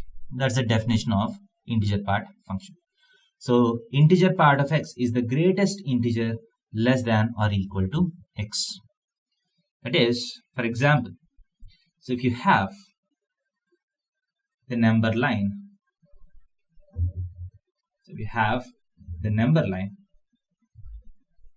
like this. So now what is the integer part of 2.3? If I ask you to find the integer part of 2.3. So by definition, integer part of 2.3 is nothing but the greatest integer less than or equal to 2.3. So if you take the real number line, we know that 2.3 lies somewhere here.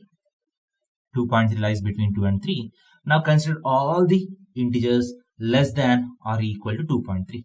So obviously get all the integers on the left side of this number, right? And out of all these integers, what is the greatest integer? The greatest integer is nothing but 2. So integer part of 2.3 is 2. And what is the integer part of 5 or 3.5? What is the integer part of 3.5? So 3.5 lies somewhere between 3 and 4. 3.5 lies somewhere here. So consider all the integers less than or equal to 3.5. Consider all the integers less than or equal to 3.5. So out of all the integers less than or equal to 3.5, which is the greatest integer? So obviously 3 is the greatest integer. right? So let us go for another example. What is the integer part of 1 itself? So if you take an exact integer here, what is the integer part of 1? So let us consider 1 on the real number line. 1 is here. So consider all the integers less than or equal to 1. That is, you have to start from 1. So 1, 0, minus 1, minus 2, minus 3, so on. If you consider all these integers, what is the greatest of that? 1. So right. So do you understand what is going on? So this is how we calculate integer part for positive numbers. So even for negative numbers, let us take some example. Integer part of minus 1.5 is equal to. So minus 1.5 lies somewhere here. So what is the greatest integer less than or equal to minus 1.5? It's nothing but minus 2, right? So minus 2. Integer part of minus 2.35 is equal to. So where does minus 2.35 lie? Somewhere here. So consider all the integers on the left side, that is less than or equal to this number. Out of all those, what is the greatest one? Minus 3. So what is the integer part of minus 1 itself? So what is the integer part of minus 1? Minus 1 lies here. So if you consider all the integers less than or equal to minus 1. So the greatest of all of them is minus 1. Right? So this is how you calculate the integer part of a specific number.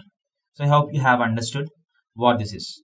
So whenever you have to point something in the positive side, whatever you get before the point is nothing but the integer part, and integer part of integers is exactly same as the integer itself.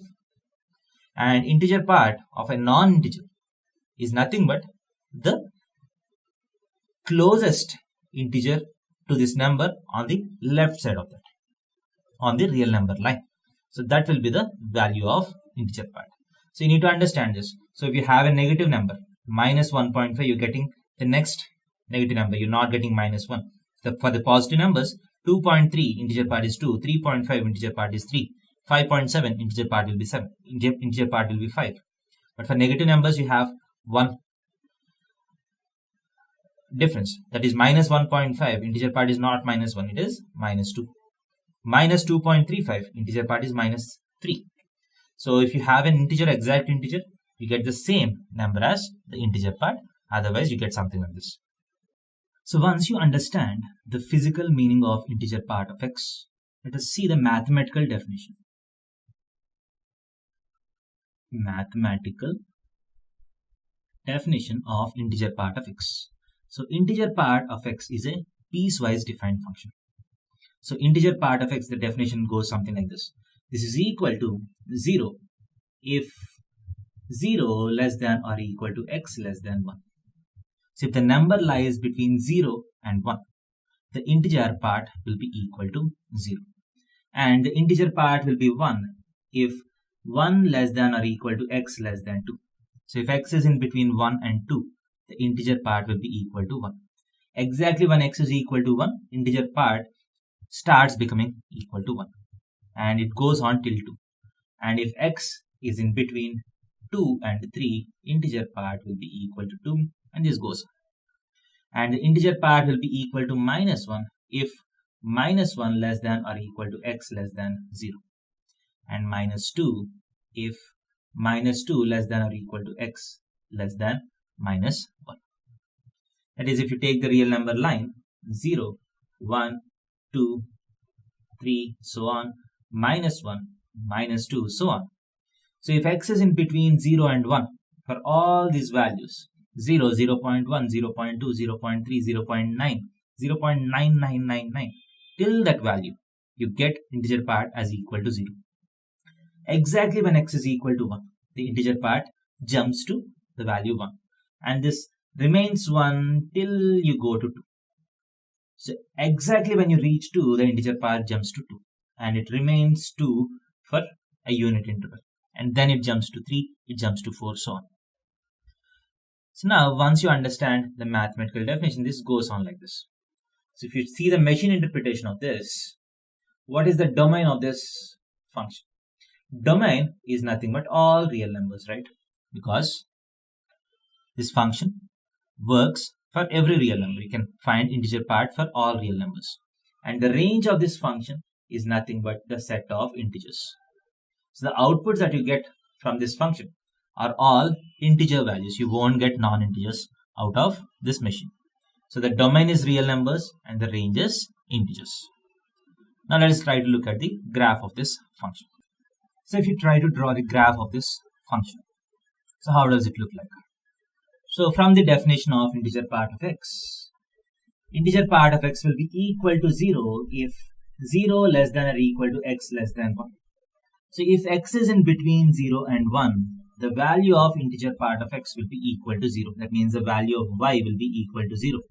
That is exactly at 0, the integer part is 0, and this remains to be 0 till it reaches the value x is equal to 1. And exactly at x is equal to 1, it jumps to the value equal to 1, right? It becomes 1, it becomes 1 exactly at x is equal to 1. So you have a hollow dot here. That is, this value 0 works only till the left neighborhood of 1. That is up to 0.999999 so on. At exactly x is equal to 1, the integer part jumps to the value 1. And it remains 1 till x is equal to 2. So it works, integer part of x is equal to 1 works from 1 to 1.9999 so on. So exactly at x is equal to 2, so you represent this by a hollow dot. This x is equal to 1 does not work at exactly 2. At exactly 2, you go jump to 2, and this continues till x is equal to 3. At x is equal to 3, again you jump up, and then it continues. And in the negative neighborhood, that is between -1 and 0, so the graph will be equal to -1, right? You have a solid dot here, have a hollow dot here, because at 0, 0 works. When x is equal to 0, y is equal to 0. This is the point which works. Solid dot is the point which works. Hollow dot is the point which does not work. So at x, before x is equal to -1, before x is equal to 0, this -1 works. And as x goes beyond -1, the value will be equal to -2. And as x jumps to the left of -2, the integer part will become -3. And this curve goes like this. So as you can very clearly see why this function is also called step function. So if you consider something like this, the graph looks like steps. So that is why this is also called step function. And this is also called the floor function. So why is this called the floor function? So if you consider the real number line vertically, so if you have 0, 1, 2, 3, so on, -1, -2, -3, so on. So if you consider this like an apartment as a high-rise building, so this is 0 floor, first floor, second floor, third floor, so on. So between 0 to 1, if you have any number between 0 to 1, the functional value brings it to the floor. So between 0 and 1, all of these values have the functional value as 0. So between 1 and 2, all these values will be coming to the floor of this. Here also, any number between 2 and 3, it gives the floor value of the number. Similarly, if you have any number between 0 and -1, all these numbers will be taken to the floor of that particular number. So that's why this is called floor function also. So effectively, we have understood the graph of the function. You need to remember this. You need to remember the mathematical definition of the function, the physical definition of the function, the domain which is real numbers, the range which is the set of integers. So now this is a very special function. So there are a lot of properties that you need to remember for this function, because if a problem is given on integer part, you need to first simplify it, eliminate the integer part using properties of integer part, and then go forward with the question. So let us see the properties of integer part. So let us look at the basic properties of integer part function. So the first property is integer part of x always lies between x and x minus 1. So integer part of x, if you have to limit it between two numbers, it always lies between the value x and x minus 1. That is, if you take integer part of 2.3, we know that it is equal to 2. So this will always lie between 2.3 and 1.3, right? Because the difference between integer part and the number itself cannot be more than 1 unit. The second property is, so integer part of x plus some integer. So if n is an integer part of x plus n can be written as integer part of x plus n if n is an integer. That is, integers can be brought out of integer part. There's no problem with it. A non-integer cannot be brought out of the integer part. For example, so if you have integer part of 1 plus 1.5, this can be written as 1 plus integer part of 1.5. This can be done. If you have integer part of 0.3 plus integer part, so integer part of 0.3 plus 0.8, this cannot be written as integer part of 0.3 plus integer part of 0.8. This cannot be done. If I take 1, that is nothing but I am just taking integer part of 1 plus integer part of 1.5. We know that integer part of an integer is integer itself. So that's why I can write as 1 plus integer part of 1.5. So the integer part, from the integer part, a number can be separated if it is an integer. So integer part of 0.2 minus 5 can be written as integer part of 0.2 plus of minus 5. So this minus 5 is an integer, so this can be written as integer part of 0.2 plus integer part of minus 5, which is minus 5. So this can be written as integer part of 0.2 plus minus 5, that is integer part of 0.2 minus 5. So integers can be taken out of integer part. That's a property of integer parts. Next, third property. So integer part of minus x is equal to minus of integer part of x if x belongs to integers. Integer part of minus x is equal to minus of integer part of x if x belongs to integers. And if x does not belong to integers, integer part of minus x plus integer part of x is always equal to minus 1 if x does not belong to integers. That is, integer part of minus x is equal to minus integer part of x minus 1 if x does not belong to integers. That is, if I take integer part of minus 2, this will be exactly equal to minus of integer part of 2. This is okay, because integer part of minus 2 is minus 2. Minus of integer part of 2 is 2. So minus 2 is equal to minus 2. But if you have a non-integer, integer part of minus 2.3 is minus of integer part of 2.3 minus 1. You have an extra minus 1 here, because integer part of minus 2.3 is minus 3, as we have seen. And integer part of 2.3 is 2. So minus 2 minus 1 is integer part of minus 2.3. So this is a very important property. So integer part of minus x is equal to minus of integer part of x only if x is an integer. And integer part of minus x plus integer part of x is equal to minus 1 if x does not belong to integers. The next property is integer part of x plus integer part of x plus 1 by n plus integer part of x plus 2 by n plus so on up to integer part of x plus n minus 1 by n is equal to integer part of nx. So the proof of this is quite complicated. So you don't need the proof of this, but you need to remember the result. Integer part of x plus integer part of x plus 1 by n plus x plus 2 by n plus so on x plus n minus 1 by n is equal to integer part of nx. And this property can be written in a different way also. So if you assume nx is equal to t, so you get x is equal to t by n, right? X is equal to t by n. So if you substitute x is equal to t by n in this, so integer part of t by n plus integer part of t plus 1 by n plus integer part of t plus 2 by n plus so on plus integer part of t plus n minus 1 by n can be written as integer part of t. So integer part of any number t is equal to integer part of t by n plus integer part of t plus 1 by n plus t plus 2 by n plus so on up to t plus n minus 1 by n.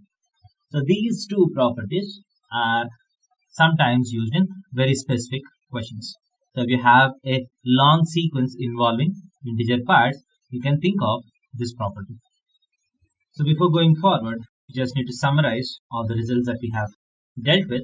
So integer part of x is always lying between x minus 1 and x. That's the first property. Integer part of x plus some integer can be written as integer part of x plus integer part of that integer, which is integer part of x plus n. So an integer can be separated out of integer part. That's the second property. The third property is integer part of x plus integer part of minus x is equal to 0 if x belongs to integers, is equal to minus 1 if x does not belong to integers. And the fourth property is integer part of x plus integer part of x plus 1 by n plus x plus 2 by n plus so on up to integer part of x plus n minus 1 by n is equal to integer part of nx. So these are the four important properties to remember.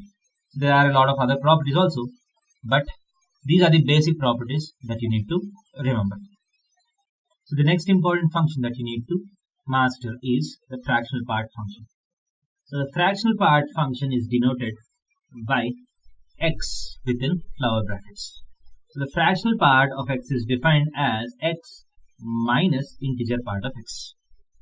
So this function is related to the integer part function. For example, if you want fractional part of 2.3, that's nothing but 2.3 minus integer part of 2.3. And we know that the integer part of 2.3 is 2. So 2.3 minus 2 is 0.3. So the fractional part is nothing but the part that is remaining after you take out the integer part. So fractional part of 3.6 is nothing but 0.6. Because the integer part is 3, if you remove that 3, you get 0.6 as the integer part. Fractional part of 4.23 is nothing but 0.23. It is 4.23 minus 4, 0.23. Fractional part of an integer is nothing but 0, because fractional part of 2 is 2 minus integer part of 2. Integer part of 2 is also equal to 2. So 2 minus 2 is equal to 0. So the fractional part is nothing but the decimal part that is left out after taking out the integer part. Let us look at the fractional part for negative numbers. It looks slightly different. Minus 0.3 if you have fractional part of minus 0.3. It is not minus 0.3. The answer is not minus 0.3. So let us look at this. This is by the definition minus 0.3 minus integer part of minus 0.3, that is equal to minus 0.3 minus of minus 1. Minus 0.3 is integer part is minus 1, that is minus 0.3 plus 1, that is equal to 0.7. So fractional part of minus 0.3 is 0.7. Fractional part of minus 1.5 is nothing but minus 1.5 minus of integer part of minus 1.5, that is minus 2, that is equal to 0.5. Fractional part of minus 2.9 is not equal to 0.9. Be careful about this. It's minus 2.9 minus of integer part of minus 2.9 is minus 3, that is equal to 0.1. So for positive numbers, whatever is there after the point, that is the fractional part. For negative numbers, if you have 0.9, you get the complement of it, which is 0.1. If you have 0.3 with a negative sign, the fractional part will be 0.7, by which you get the sum as 1. So minus 1.5, the fractional part is minus 0.5. Fractional part of minus 1.23 is nothing but 0. You write a fraction such that 0.23 plus that fraction becomes equal to 1. It is 0.7. 0.77. The fractional part of minus 1.23 is 0.77. And you can very clearly see that the fractional part value will always be belonging to close at 0, 1. So if it is an integer, the fractional part is 0, but the fractional part can go closer and closer and closer to 1, but it can never be equal to 1. So if you take the fractional part of 1.99, it will be equal to 0.99. Fractional part of 1.999 will be 0.999. But if you try to make this into 1, fractional part of 2, it goes back to 0. So fractional part definition is x minus integer part of x. And you have understood how to calculate the integer part and fractional part. What is the domain of this? The domain of this is all real numbers, because I can calculate fractional part for all real numbers.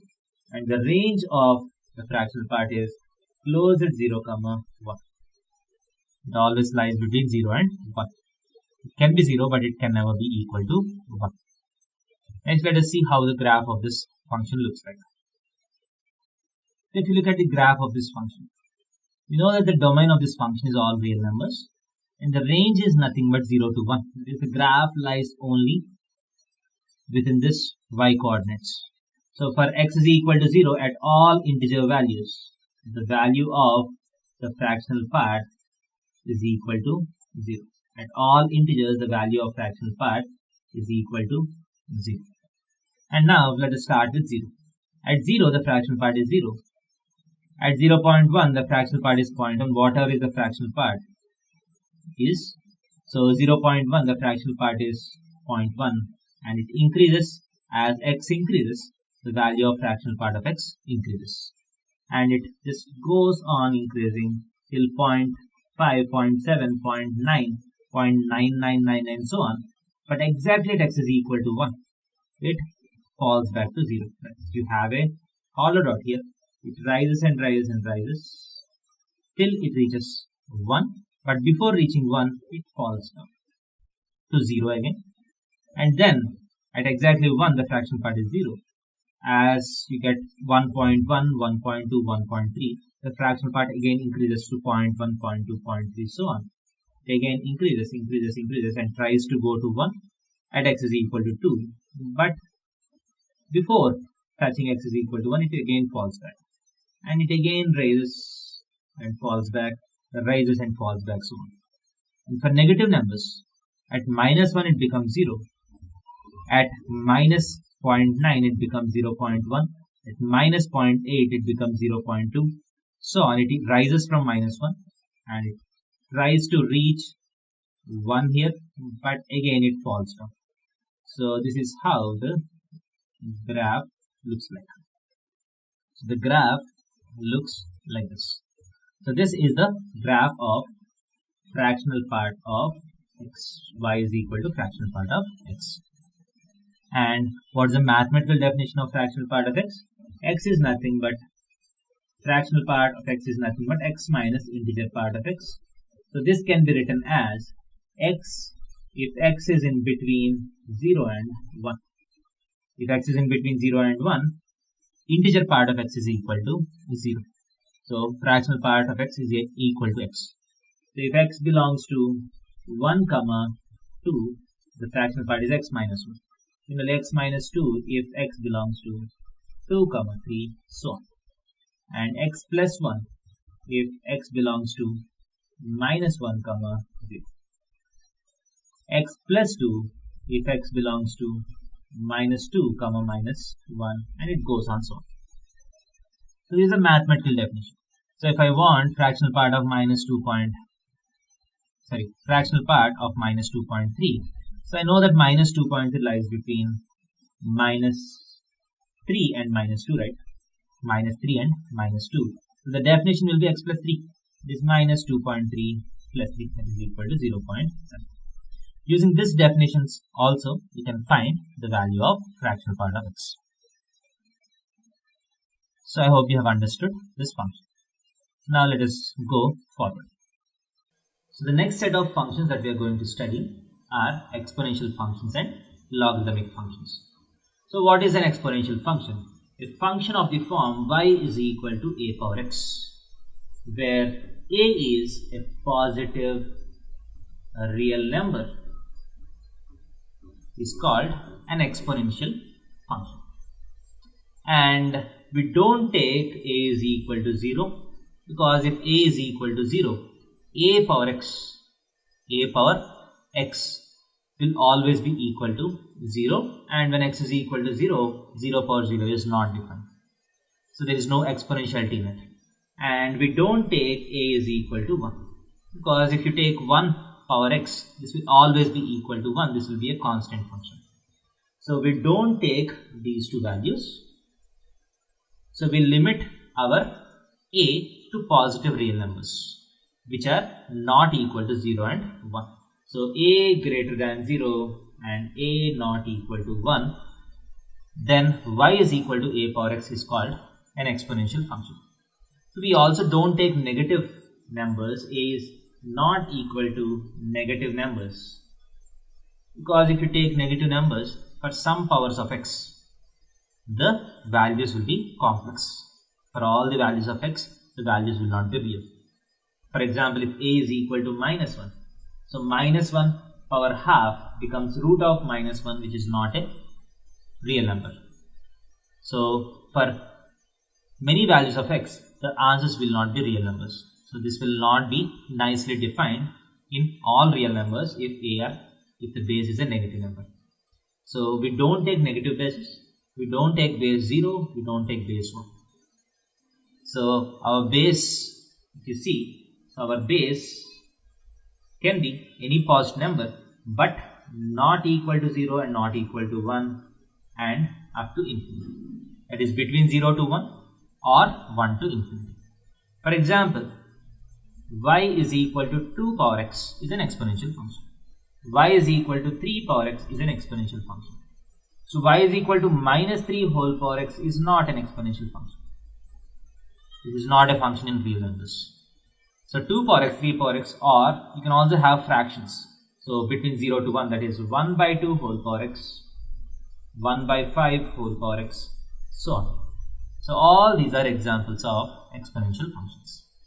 And once you take an exponential function, so the domain of an exponential function is all real numbers, because 2 power x is defined for positive numbers as well as negative numbers. For example, if you take 2 power x, so if x is equal to 0, you get 2 power 0 is 1, 2 power 1 is 2, 2 power 2 is 4, 2 power 3 is 8, so on. As x increases, the value of 2 power x increases. And x can be negative numbers also. 2 power minus 1 is 1 by 2, 1 by 4, so on. So here x can take any real number. So the domain of this function is real numbers, and the range is nothing but positive real numbers. If you raise 2 to any power, either positive power or negative power, you are always getting positive numbers. So the range is r plus r open 0 comma infinity. So you won't get 0. So open 0 to infinity is the range of this function. So let us try to draw the sample graph of this function. So let us take, for example, y is equal to 2 power x. So if you have to draw the graph of this function, so let us take a table of some sample x and y values. So when x is equal to 0, y is equal to 2 power 0, which is equal to 1. When x is equal to 1, y is 2 power 1, 2.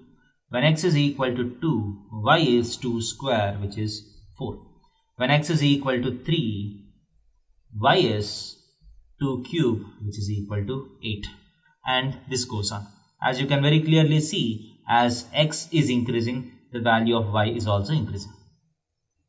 And if you go to negative values, when x is equal to minus 1, the value of y is 2 power minus 1, 1 by 2. So when x is equal to minus 2, the value of y is 2 power minus 2 is equal to 1 by 4. And this also goes on. As x goes to minus 3, it is 1 by 8, minus 4, 1 by 16, so on. So if you plot all these values on the graph, so the first point is 0, 1. That is, when x is equal to 0, y is 1. So 0, 1. When x is equal to 1, y is equal to 2. So you have this point. When x is equal to 2, y is equal to 4. So the point has gone quite upwards. And when x is equal to minus 1, the value of y is half.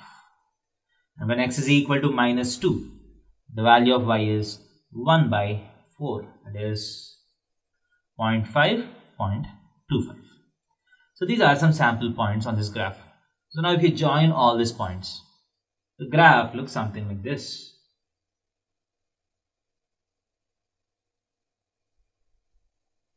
So as you go more and more towards minus infinity, this curve tends to touch x-axis but never touches it. This curve goes closer and closer to x-axis. So this is the sample curve for y is equal to 2 power x. And this is a general shape of the exponential function. So if you take y is equal to 3 power x, also it looks like this. But there will be a slight change in the values of the function. When x is equal to 0, 3 power x also is going to 1. But when x is equal to 1, it goes to 3. So if you have 3 power x, it grows still faster. It grows still faster. So all the graphs of exponential functions, if the exponent is greater than 1, are going like this. So all these are increasing functions. That is, if x increases, y also increases. But this is not always the case. So if you take y is equal to 1 by 2 whole power x, that is, if the base is in between 0 and 1, if the base is a fraction, the values of x and y looks reverse if you see. So x and y. So if x is equal to 0, y is equal to 1. When x is equal to 1, y is half power 1 is half. When x is equal to 2, it is 1 by 4. When x is equal to 3, it is 1 by 8. Now when x is equal to minus 1, 1 by 2 whole power minus 1 is 2 power 1. It is 2. Minus 2 is 4. That is, if x is increasing, the value of y is decreasing. When x is decreasing, the value of y is increasing. And if you draw the graph of this, the graph goes like this. So if x is 1, y is half. If x is equal to 2, y is 1 by 4, and it goes on like this. That is, if x is increasing, y is decreasing. So if the base is in between 0 to 1, the exponential graph is a decreasing graph. That is, this function is decreasing. And when the base is greater than 1, the function is increasing. So you can have both the graphs depending on the value of the base. But the domain is always equal to real numbers, and the range is always equal to open 0, infinity. All the values above x-axis are being covered. Open 0 to all infinity. So this is a definition. Increasing, decreasing nature needs to be remembered. Domain and range needs to be remembered. And the values of the base, that the base is always greater than 0 and not equal to 1 for exponential function. So the next function that we need to understand is the logarithmic function. It is nothing but y is equal to log x to the base a. And you know that for logarithmic function to be defined, the base a has to be positive and not equal to 1. So if a is a positive number and not equal to 1, this function y is equal to log x to the base a is called a logarithmic function. And logarithmic function is defined only for positive real numbers. So inside log function, you cannot have a negative number. Log of negative numbers is not defined. So the domain of logarithmic function is open 0 to infinity, and the range of logarithmic function is minus infinity to infinity. So the values of logarithmic function extend from minus infinity to infinity. So how does the graph of logarithmic function look like? So let us draw a sample table of x and y. So let this be x and let this be y. So we know that log 1 to any base is equal to 0. So let us take a sample function. So y is equal to log x to the base 10. So if x is equal to 0, log is not defined. Log is defined only for 0 to infinity, open 0 to infinity. So what is log 1 to the base 10 is equal to 0. Log is nothing but the power of 10 present in x. So log 1 to the base 10 is equal to 0. So what is log 10 to the base 10? Log 10 to the base 10 is 1. Log 100 to the base 10, if x is equal to 100, log value is equal to 2. Similarly, if you have 10 cube, log 10 cube to the base 10 is 3, so on. So if x is equal to 1, y is equal to 0, and as x increases, log increases very slowly. So at x is equal to 10, it becomes 1, at 100 it becomes 2, at 1000 it becomes 3. That is, from here log increases, the increase in log becomes a very flat function. So you need to have a lot of increase in x for a relative increase in y. So if y has to increase by 1 unit, x has to increase by 90 units. Next, x has to increase by 900 units. Is the graph is becoming flatter. And what is log 10 power minus 1 to the base 10 is nothing but minus 1. That is, if you have 0.1, the value becomes minus 1. That is, the value of log becomes negative, and this negative number goes on till minus infinity. Log 10 power minus 5 is nothing but minus 5. So as we go to higher and higher negative powers, the number becomes closer and closer to 0. So 0 is nothing but 10 power minus infinity. So 10 power minus infinity to the base 10 becomes minus infinity. That is, at very very close to 0, value becomes minus infinity. So this is how the graph of log x to the base 10 looks like. So as long as the base is greater than 1, the graph is an increasing graph. So if the base is greater than 1, the graph is an increasing graph. Similarly, if the base is between 0 and 1, if you draw the graph of log x to the base 0.5 or so, or 0.1 or so. So if the base is in between 0 and 1, you get a decreasing curve. So the curve looks something like this. So this is if 0 less than a less than 1, and this is if a is greater than 1. So you have two possible curves for logarithmic function, and the domain of the logarithmic function is open 0 to infinity, and the range of logarithmic function is minus infinity to plus infinity, and this is the graph of the function. So the next set of functions that we are going to study are square and square root functions. So y is equal to x square is called the square function, and y is equal to positive square root of x is called the square root function. So what is the nature of y is equal to x square? How does the graph of this look like? So if you take the graph of this, so you can draw the graph by drawing a sample table. So x and y. So correspond to x is equal to 0, y is equal to 0, right? X square is equal to 0. So correspond to plus or minus 1. If x is equal to plus or minus 1, what is plus or minus 1 whole square? Plus 1. If x is equal to plus or minus 2, the value of y is 4. Plus or minus 3, the value of y is equal to 9. So if you plot all these points, you get 0, 0, that's the first point. 1, 1, that is this point.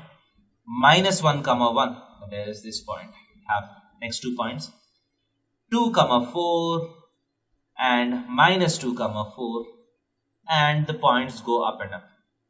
So if you join all these points, you get a parabolic curve. So y is equal to x square looks like this. So what is the domain of this function? The domain is all real numbers, because you can calculate x square for all real numbers. And the range is nothing but the values of y that you get. What are the answers that you get? The answers start with 0 and they go on increasing. You won't get negative numbers. So when you do x square, you'll never get negative number. So the range is nothing but close at 0 to infinity. So I hope you have understood the graph of y is equal to x square, the domain of the function, and the range of the function. Next, if you have the function y is equal to root x. So y is equal to root x is called the square root function. So if you take the graph of this, again, so as we have seen in the modulus function, this is a symbol for positive square root. So if x is equal to, so let us draw a table. So if x is equal to 0, y is equal to 0. If x is equal to 1, y is equal to square root of 1. It's not plus or minus 1, it's just 1, because this is the positive square. And when x is equal to 2, y is equal to square root of 2.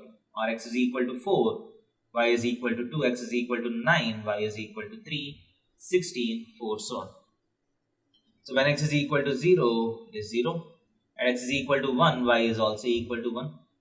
When x is equal to 4, that is a long distance from this. When x is equal to 4, y becomes 2. So can you see that the graph is becoming flatter? It's not a straight line. The graph is becoming flatter. So the curve looks like this. The curve slowly becomes flatter. So what is the domain of this function? The domain of this function is positive real numbers 0 to infinity, close 0 to infinity, because negative numbers you cannot find square roots. And what is the range? Range is also equal to 0 to infinity. So you cannot have negative numbers from this function, because this is graph of positive square root of x, right? So x square and root x functions, you need to remember the domains and basic graphs of these functions. So the next type of functions are cube and cube root function. So y is equal to x cube is called the cube function. Y is equal to cube root of x, or x power 1 by 3 is called cube root function. So how does the graph of this function look like? To understand this, let us draw the table corresponding to y is equal to x cube. So if you draw the table corresponding to y is equal to x cube, so for different values of x, what are different values of y? So when x is equal to 0, y is equal to 0. So you have this point. When x is equal to 1, y is equal to 1. When x is equal to minus 1 whole cube is minus 1 this time. That's the difference between the square function and a cube function. When x is equal to 1, y is equal to 1. When x is equal to minus 1, y is equal to minus 1 this time. When x is equal to 2, y is equal to 8. When x is equal to minus 2, y is equal to minus 8. That is, when x is equal to 2, you have increases a lot, because y is 8. When x is equal to minus 2, y is equal to minus 8. So if you join all these points, you get some curve like this. So the square function lies in first and second quadrants. The cube function lies in first and third quadrants. When x is negative, y is negative. When x is positive, y is positive. So that's the difference between cube function and square function. What is the domain of this? The domain is all real numbers, and the range is also all real numbers. Because if x is positive, you get positive real numbers as the answers. If x is negative, you get negative real numbers also as the answers. So the domain is all real numbers, the range is also all real numbers. Next, if you have the cube root function, how does the graph of this look like? When x is equal to 0, y is equal to 0. When x is equal to 1, the cube root of 1 is plus 1 again. When x is equal to minus 1, the cube root is minus 1.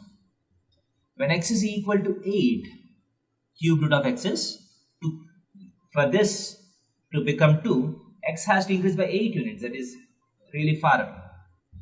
When y has to be equal to minus 2, x has to be equal to minus 8, that is, we get a far the point from here. So this is how the graph of y is equal to cube root of x passes through. So the graph looks something like this. So this is how the graph of cube root of x looks like. This is cube x and cube root of x. So what is the domain of this? The domain is all real numbers, because you can find cube for positive real numbers as well as negative real numbers. And the range is also equal to all real numbers, because for positive numbers you have positive numbers as the answer. For positive x's you have positive y as the answer. For negative x's you have negative y as the answer. So you can have both. You can have any real number as the answer. You can take, the machine can take in any real number inside. So the next type of function that we are going to look at is nth power and nth root function. So y is equal to x power n and y is equal to x power 1 by n. So how does the graph of this function look like? The graph of this function depends on the value of n.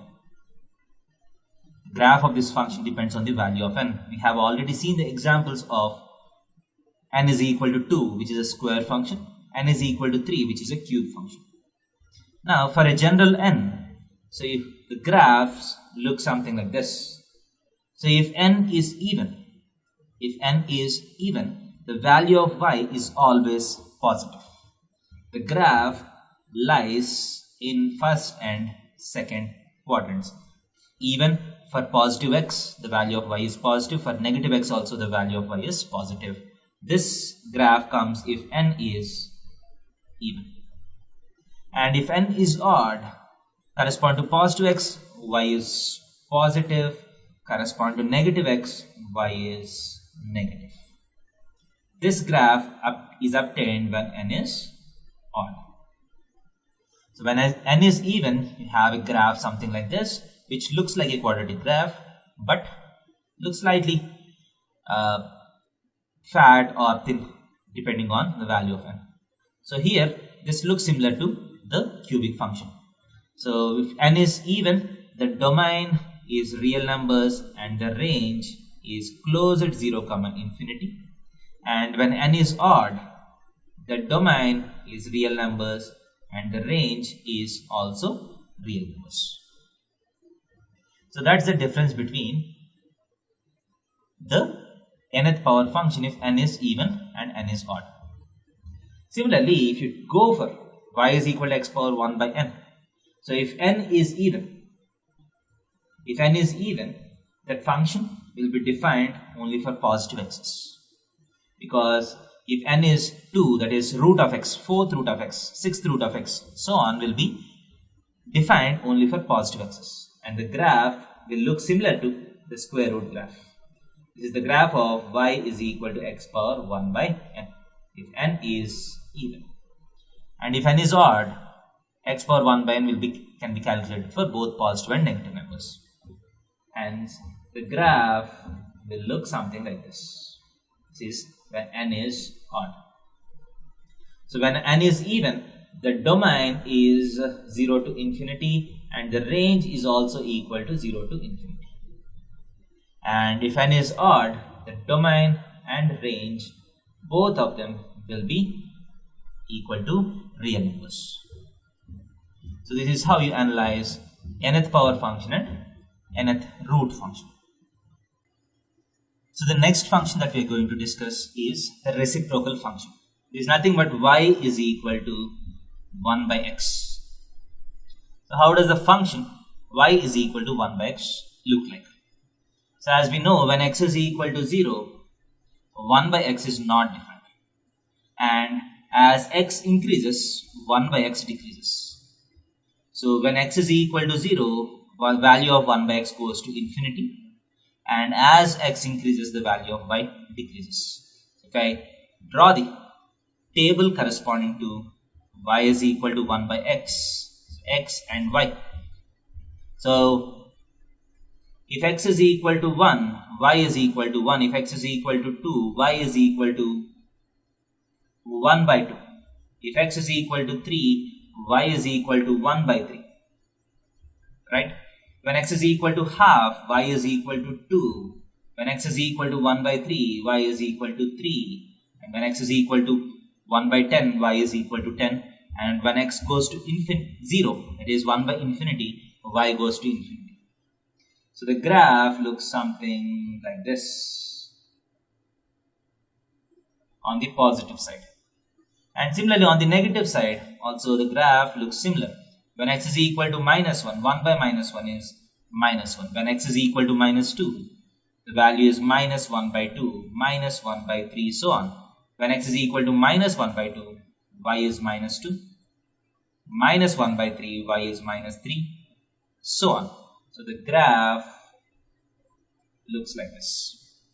So you have an arm here, you have an arm here. And you have a breakage at x is equal to 0. Is x is equal to y equal to 1 by x breaks at the value of when x is equal to 0. So the graph lies in first quadrant and third quadrant, right? So what is the domain of this? The domain is all real numbers except 0, because this is not defined at 0. The denominator is 0, hence the function is not defined at x is equal to 0. And the range is nothing but all real numbers except 0. Even the values of y, you can get any value of y. As you can see, all values of y are possible. Positive values, negative values, all values of y are possible except the 0 value. So if you want y is equal to 0, x has to go to infinity. You cannot find any finite value of x for y to be in 0. So both the domain and range are r minus 0. So the next type of functions that we are going to see are polynomial and rational functions. So if you take y is equal to a naught x power n plus a1 x power n minus 1 plus a2 x power n minus 2 plus so on up to an, where a naught not equal to 0. That is, this is a polynomial which you know of in your lower classes. If y is a polynomial expression of x, then this function is called a polynomial function of degree is equal to n. And the polynomial function, the graph of this polynomial function obviously depends on the value of n and the value of coefficients also. You cannot directly draw the graph and give you a general form. But the domain of a polynomial curve is all real numbers, because all these terms can be calculated for any real number. And the range of the polynomial function depends on the specific question. Depends on specific question. So it's not always same. So but we know that the domain of this graph will be all real numbers. And the graph of this function meets x-axis at zeros of this polynomial. So whenever, if I say this as p of x, so whenever p of x is equal to 0, the curve meets x-axis. So these are the things that we know about the polynomial function. And a rational function is nothing but a polynomial divided by another polynomial. Y is equal to p of x by q of x. And regarding the rational function, we know that p of x is always defined because p of x is a polynomial. The domain of polynomial is real numbers. P of x is always defined, q of x is also always defined. So a rational function will also be always defined. the domain will be equal to real numbers except those x such that q of x is equal to 0. So the points where q of x is equal to 0, at those points the value of y will not be different. So apart from those values of x, at all other points, at all other real numbers, this function is different. So the domain is all real numbers except this. And the range is variable. It depends on what the specific functions are. So the last function, the most important function that we need to learn is x plus 1 by x function. This is also called up and down function. So you have one x up and the other x down. So the function that we are going to learn is y is equal to x plus 1 by x, up and down function. So this is a very important function. Every year you will be asked some or the other question which use this function concept. So how does the graph of this look like? So if you take the graph, when x is equal to 0, the function is not defined. 0 plus 1 by 0 is infinity. Is when x is equal to 0, the function goes to infinity. When x is equal to 1, you get 1 plus 1 by 1, that is 2. So when x is equal to 1, y is equal to 2. When x is equal to 2, y is equal to 2 plus 1 by 2 is 2.5. When x is equal to 2, you get 2.5. When x is equal to 3, you get 3 plus 1 by 3 is 3.33. When x is equal to 1 by 2, you get 1 by 2 plus 2, again 2.5. When x is equal to 1 by 3, you get 3 plus 1 by 3, again 3.33, so on. So as you can see, this graph attains a minimum value of 2 at x is equal to 1. You can also prove this. We have seen by verification, but you can also prove this when dy by dx, you have already done the topic of differentiation. So this can be treated as dy by dx is equal to 1 minus 1 by x square is equal to 0 for maxima and minima. It implies x is equal to plus or minus 1. It is when x is equal to 1, the graph has a minima and the curve looks something like this. It comes down and it goes up. So as x tends to 0, it goes to infinity. It comes down to infinity till the value of 2 and then it again goes up. And what happens on the negative side? When x is equal to minus 1, you get minus 1, you get the value of minus 2. And when x is tending to 0, you get minus infinity, you get very high value. When x is equal to minus 2 minus 1 by 2 is minus 2.5, minus 3.33, so on. So the graph again looks like this. So this is the maxima, this is the minimum, and the curve is breaking at x is equal to 0. So this is a very important graph that you need to remember. So y is equal to x plus 1 by x. The graph lies in the first quadrant and the third quadrant. So what is the domain of this function? All real numbers except 0. This is not defined at 0. And what is the range of this? The range is either 2 comma infinity. So the values that you get is going from 2 to infinity, or this union minus infinity comma minus 2. So the values might lie from minus infinity to minus 2 or 2 to infinity. So what are the things that you need to remember about this function? So the domain and range is important. And one of the inequalities that you need to remember is any number plus its reciprocal. Any number plus its reciprocal will always be greater than or equal to 2 if x is positive. And the number plus its reciprocal will always be less than minus 2 if the number is negative. And if x plus 1 by x is equal to 2, then x has to be equal to 1. And this value will be 2 when x is equal to 1, right? So x plus 1 by x is equal to 2 implies x is equal to 1. x plus 1 by x, something plus 1 by something is equal to 2 implies something has to be equal to 1. And x plus 1 by x is equal to minus 2 implies x is equal to minus 1. So these are the results that you need to remember regarding this function. So if in the question it's given that sin x plus 1 by sin x plus cosecant x is equal to 2, then obviously sin x has to be equal to 1 from this information, from this result. So if tan x plus cot x is equal to 1, then tan x has to be equal to 1. X square plus 1 by x square is equal to 2, and x square has to be equal to 1. So these are the conclusions that we can get in different problems. So once you have understood all the basic functions, the next topic that you need to understand is algebra of functions. That is, if you have two functions, how do you add the functions, how do you subtract the functions, so on. So if there are two functions f and g, so if both are defined on the same domains, so f is defined from a to b and g is also defined from a to b. Let us say that there are two functions which are defined from same set to same set. Then the addition of these two functions f plus g of x is defined as f of x plus g of x.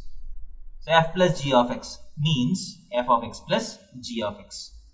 Similarly, what is the meaning of f minus g of x? This is nothing but f of x minus g of x. So whenever you are asked to find f minus g of some number, you just need to find f of that number minus g of that number. Similarly, so if you have k times f of x, kf of x. So kf of x is nothing but k times f of x. And so if you have fg of x, then the multiplication of two functions is defined as fg. What is fg of x? It is defined as f of x times g of x. And finally, f by g of x is defined as f of x by g of x, and this will be valid as long as if g of x is not equal to 0. So if g of x is not equal to 0, f by g of x can be written as f of x by g of x. So this is how you do operations between two sets. The next topic that we are going to look at is composite functions. So let us take an example. So let us take that we have two functions f and g. F is defined from the set A to set B, and g is defined from set B to set C. Now, let us say that set A is 1, 2, 3, set B is AB, set C is 4, 5, 6.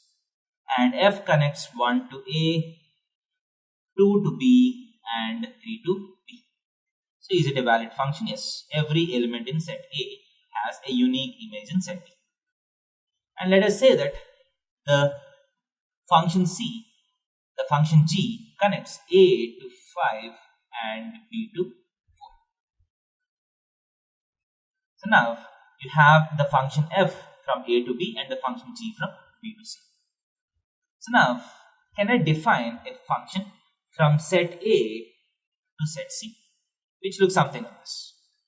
So for every element x in A, for every element x in A, so first I'll find f of x. So for every element x in A, you have an element y in B, which is f of x. And for every element f of x in B, can I find g of f of x? Yes, right? So if you take an element 1, what is f of 1? So f of 1 is nothing but A. And can I find g of f of 1? G of f of 1 is, f of 1 is A, g of A is equal to 5. So what is g of f of 2? So f of 2 is B and g of f of 2 is equal to 4. And what is g of f of 3? G of f of 3 is, first f of 3 is equal to p, that is nothing but g of p, and what is g of p? Is equal to.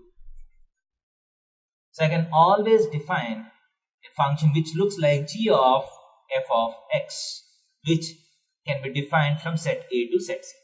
So this composite function is called GOF of x. So GOF of x, GOF of x is the function defined from set A to set C, and GOF of x is nothing but defined as g of f of x. So you have to understand that the function is defined in the reverse order. If f is the first function and g is the next function, the composite function will be GOF of x.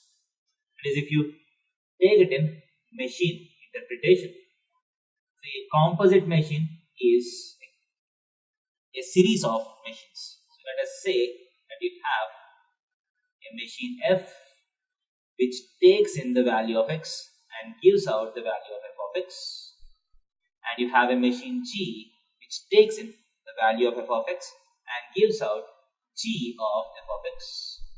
This sequence, this series of machines, this double machine is called the composite machine, composite function. And what is the name of this function? GOF function. So you have to go from back to front. GOF function has f first and g next. So in this way you can also composite more than two functions. If you have another function h which goes from c to d, you can define h of g of f, HOGOF, composite function, and it is a combination of all the three functions. Let's go forward. So for example, so if f is a function from real numbers to real numbers and g is also a function from real numbers to real numbers, f of x is defined as 2x plus 3, g of x is defined as x square plus 7. Now you need to find x such that GOF of x is equal to 8.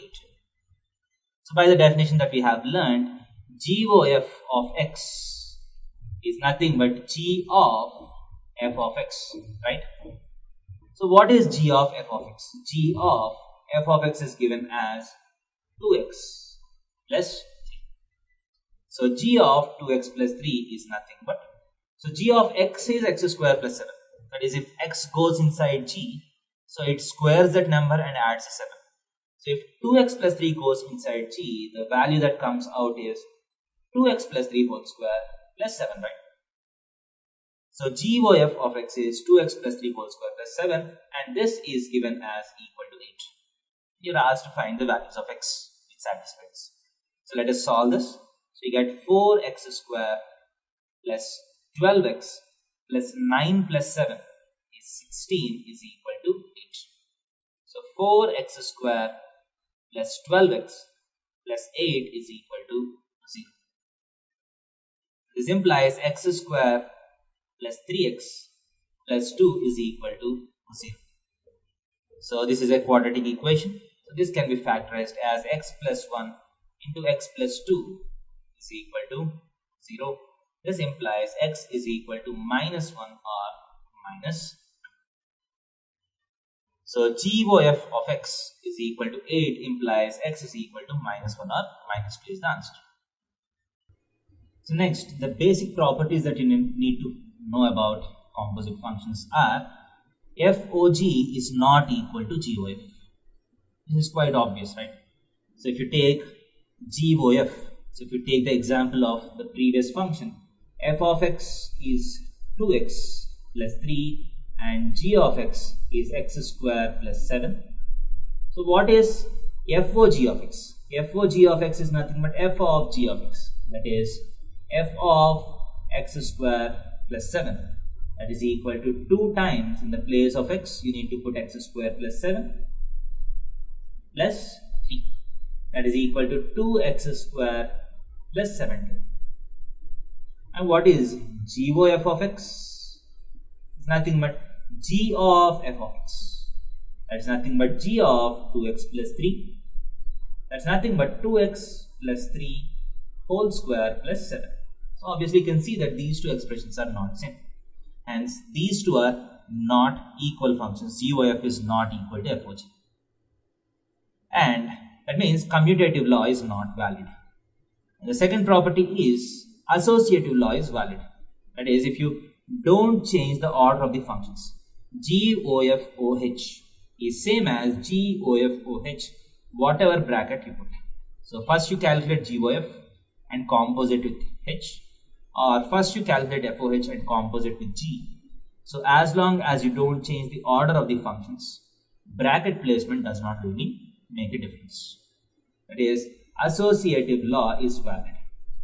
Associative law is valid.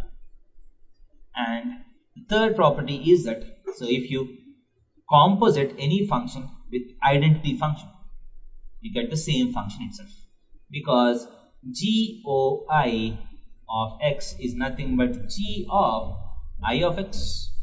And what is I of x? I of x, I is an identity function which is defined as y is equal to x.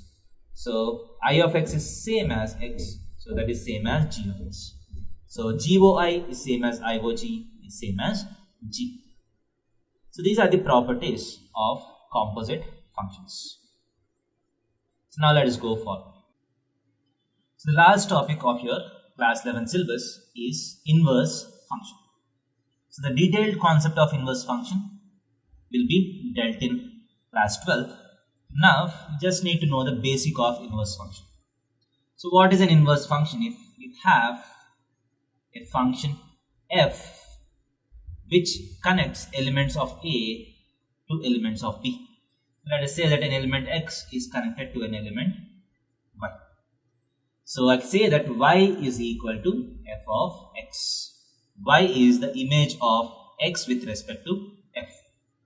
Now the inverse function, which is usually denoted by f inverse, f power minus 1. The inverse function is a function defined from b to a, which brings back x from y.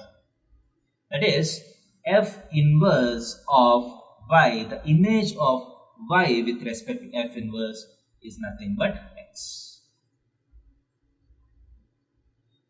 So inverse function is a function which does exactly the reverse of the operation which happens in the f function. So if y is equal to f of x, then x will be equal to f inverse of y. So in 11th class, this is what you need to understand. So if y is equal to f of x, then x is equal to f inverse of y. For example, if you are asked to find the inverse, so let us take a very simple question. So let f of x is equal to 2x plus 3. And you are asked to find f inverse of x. So what you do is something like this. So we know that f of x is nothing but y. So this given function is of the form y is equal to some function of x, which is 2x plus 3. So this implies if you want the inverse function, what you need to find is the value of x. So x will be equal to f inverse of y. So if y is some function of x, so 2x is equal to y minus 3. This implies x is equal to y minus 3 by 2. X is equal to y minus 3 by 2, right? So this is nothing but f inverse of y. So if y is some function of x, x will be equal to f inverse of y. So f inverse of y is equal to y minus 3 by 2. So what is f inverse of x? So if you take y inside f inverse, you get y minus 3 by 2. If you take x inside f inverse of x, you get, instead of y, you get x minus 3 by 2. So that will be the function f inverse of x, x minus 3 by 2. And the important property that happens is f of f inverse will always be equal to identity function. So if you see the machine interpretation of this, so if you have the function f and you have the function f inverse, f converts x to f of x, f inverse converts f of x back to x. That means the effective machine becomes the identity function. So f of f inverse of x is nothing but x. F and f inverse in some way cancel out each other. So f of f inverse x is equal to x, right? F of f inverse of x is equal to x, and f inverse of f of x is also equal to x. So in some way f and f inverse gets cancelled. So this is the concept of inverse function.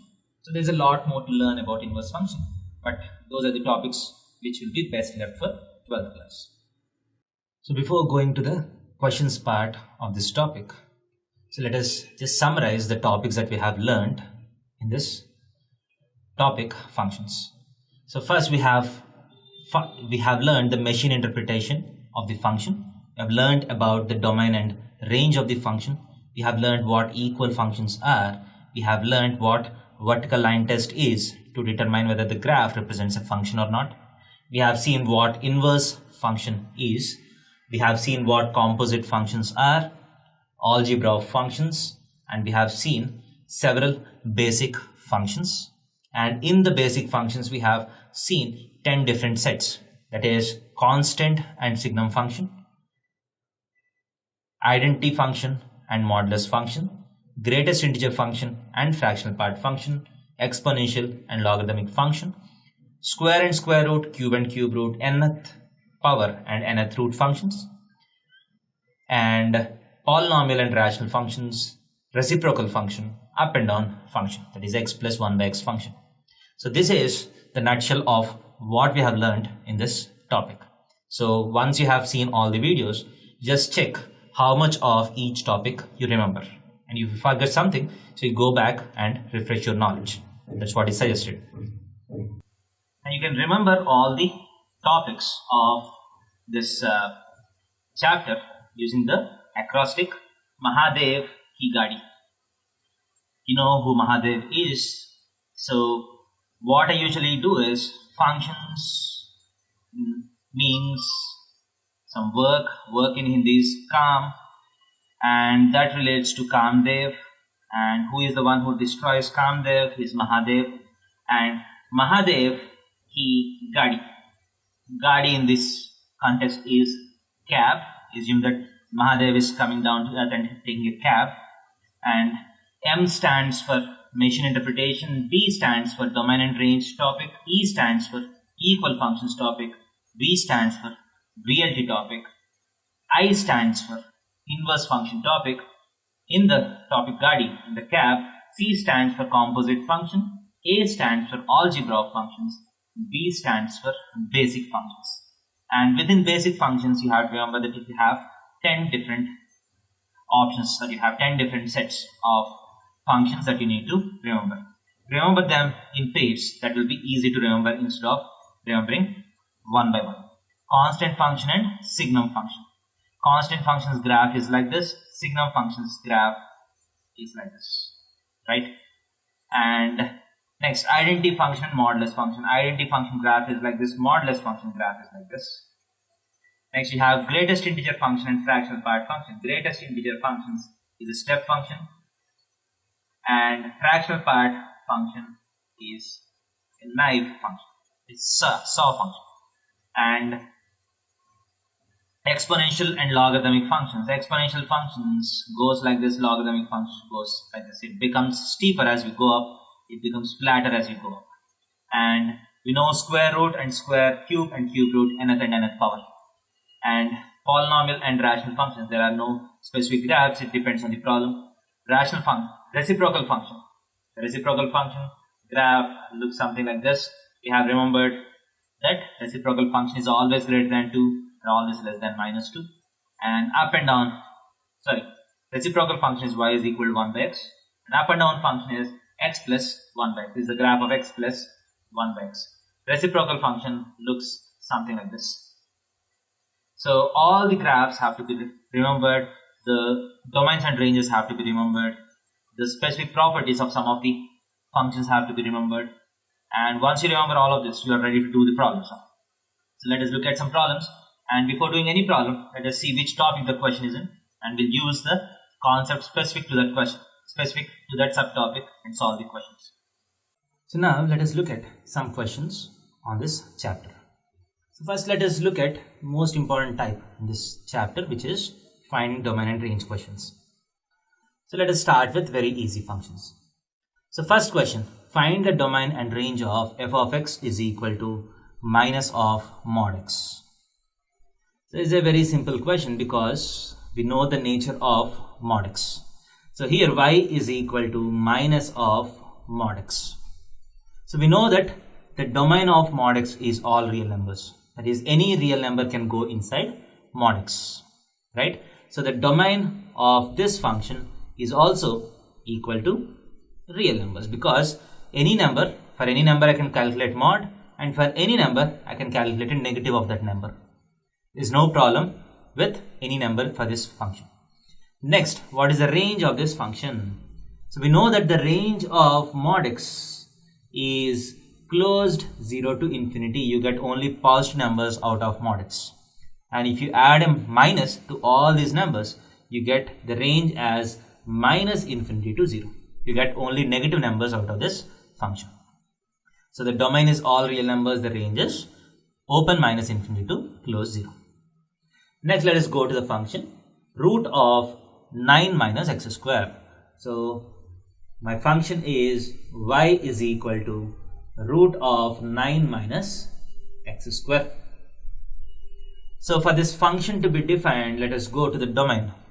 How can we analyze the domain of this function? So for this function to be defined, the number which is inside square root has to be positive, right? So the condition is 9 minus x square should be greater than or equal to 0.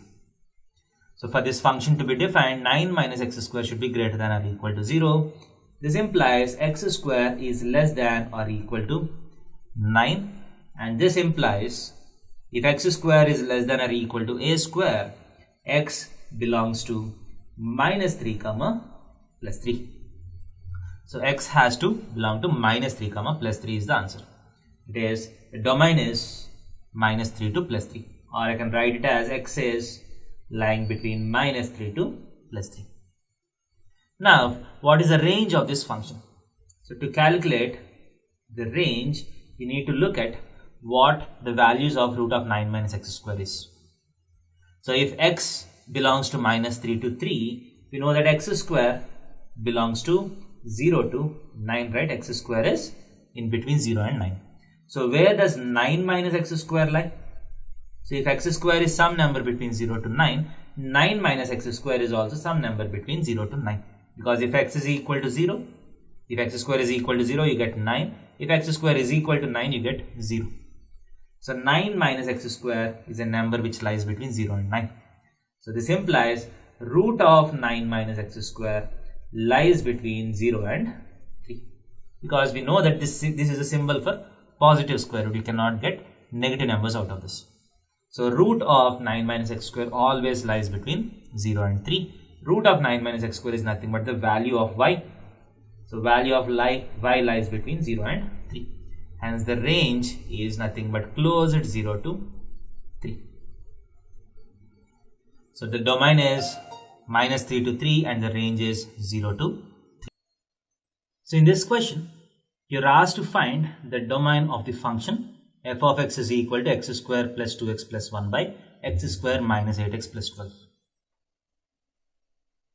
So this is an example of a rational function, right? Because you have a polynomial by polynomial. So this is a rational function, and we know that the rational function will be defined as long as the denominator is not equal to 0. So if the denominator is equal to 0, then this function will have a problem. So let us see where the denominator is equal to 0, and we'll remove these numbers from the real number set. That will be the domain. So x square minus 8x plus 12, if it is equal to 0, this is nothing but x minus 2 times x minus 6 is equal to 0. This implies x is equal to 2 or 6. X is equal to 2 or 6. That is, when x is equal to 2 or 6, the denominator becomes 0 and this function will not be defined. Apart from these two values, at all other values the function is defined. Hence the domain of this function is all real numbers except 2, 6. So in the next question, you're given that f of x is equal to root of 2 minus 2x minus x square, and you're asked to find the domain again. So in this, you have a square root function and a polynomial function. The polynomial function is defined everywhere, and the square root function will be defined if the number inside square root is not negative. That is, for this function to be defined, 2 minus 2x minus x square has to be greater than or equal to 0. This is a quadratic inequality. So what we do is we first make the leading coefficient as positive. That is, you multiply the whole inequality, you multiply both sides with minus 1. So you get x square plus 2x minus 2 is less than or equal to 0. So x square plus 2x minus 2 less than or equal to 0. So it's a quadratic inequality. Quadratic inequality is less than or equal to 0 implies x lies between the roots. So x lies between the roots of this quadratic equation. So what are the roots of this quadratic equation? Can you factorize this? So I think it is difficult to factorize this. So I'll use the quadratic formula. The roots are minus 2 plus or minus root of b square is 4 minus 4ac is plus 8 by 2. That is equal to minus 2 plus or minus 2 root 3 by 2. It is minus 1 plus or minus root 3. So the roots of this equation are minus 1 plus or minus root 3. Hence, if this is less than or equal to 0, then x has to belong to minus 1 minus root 3 to minus 1 plus root 3. So this is the domain of this function. So in this question, you're given function f of x is equal to x square plus 2, and you're asked to find the range of this function. So the meaning of range is what will be the values of x square plus 2. If you put x as different values for this function, what are the outputs that you get? That is, if you have a machine, so that takes in values of x and it calculates x square plus 2 and it gives the value outside. So what are the values that comes out of this machine? So this can be analyzed systematically. So x square, the range of x square, we know that it is from 0 to infinity, because it is a square function. The range of square function is close 0 to infinity. So x square plus 2 lies between 2 comma infinity, right? That means the value of f of x or y lies between 2 and infinity. The range is nothing but the values of y. So the range of this function is close to comma infinity. That's the answer. And let's go to the next question. F of x is equal to sine of pi times integer part of x square plus 1 by x power 4 plus 1. What is the range of this function? So here you have a rational function, a trigonometric function, and an integer part function, and a quadratic function also. So there is a mixture of 4 different types of functions. These trigonometric functions will be dealt with in the chapter trigonometry. But what you need to know is the sign of integral multiples of pi will always be equal to 0. So now, if as x changes, what is the domain of this function? The domain of this function is all real numbers, because sine is defined for all real numbers, integer part is defined for all real numbers, and x power 4 plus 1 is defined for all real numbers, and x power 4 plus 1 is never equal to 0. The rational function might have a problem if the denominator is 0. But x power 4 is positive plus 1. This will never be equal to 0. Hence the domain is all real numbers. So to find the range, whatever real number you put in the place of x, integer part of x square plus 1 is always an integer, right? Because the range of integer part is an integer. So this part will always be an integer. So integer times pi, sine of integer times pi will always give you 0 as the answer. So whatever number that goes in, the range is always a singleton set 0. That's the answer to this question. So in this question, you're asked to find the domain of f of x is equal to log x plus 3 to the base 2 by x square plus 3x plus 2. So what is this function made up of? This function is made up of a logarithmic function and a quadratic function, and this is a rational function, something by something. So for a rational function to be defined, first, the denominator should not be equal to 0. It is, the first condition is x square plus 3x plus 2 should not be equal to 0. This is the condition for rationality. The denominator should not be equal to 0. And quadratic wise, this is defined for all real numbers, there is no problem. And if you take the numerator, there is a logarithmic function. For logarithmic function to be defined, the argument x plus 3 has to be greater than 0. That's the condition for definition of logarithmic function. So these are the two conditions which need to be valid. So this implies x plus 1 times x plus 2 should not be equal to 0. That is, x should not be equal to 1 or 2. It should not be equal to 1 or 2. And the second condition says that x is greater than minus 3. So these are the two conditions which needs to be valid. So if you draw the real number line, so minus 3 is somewhere here. So x has to be greater than minus 3. But x should not be equal to 1 or 2. These are open dots. So what is the domain of this function? The domain is open minus 3 to infinity, except the numbers 1 or 2. So this will be the domain of this function. So next, the next question is f of x is equal to 2 minus of mod of x minus 5. What is the domain and range of this function? So as you can very clearly see, this function is made up of a mod function. Mod function. But mod function is defined for every real x, because the domain of mod function is all real numbers. So the domain of this function will be all real numbers, because x minus 5 is defined for all real numbers, and mod of x minus 5 is also defined for all real numbers. There is no problem for any number. So if you go to the range of this function, so how do we calculate this? Let us go step by step. Mod of x minus 5 is always greater than or equal to 0, right? Mod of x minus 5 is always greater than or equal to 0. So minus of mod of x minus 5 is always less than or equal to 0. And if you add 2 on both sides, 2 minus of mod of x minus 5 is always less than or equal to 2. That means the value of y will always be less than or equal to 2. So if the value of y is always less than or equal to 2, what is the meaning of this? The range is nothing but minus infinity to closed 2. So this is the range of this function. So the next question is f of x is equal to x minus 2 by 2 minus x. Find the range of this function. As you can see, this is a very straightforward function. You have x minus 2 in the numerator and 2 minus x in the denominator. So first, before finding the range, let me find the domain of this function. So what is the domain of this? This is a rational function, and for a rational function to be defined, the denominator cannot be equal to 0. It is 2 minus x should not be equal to 0.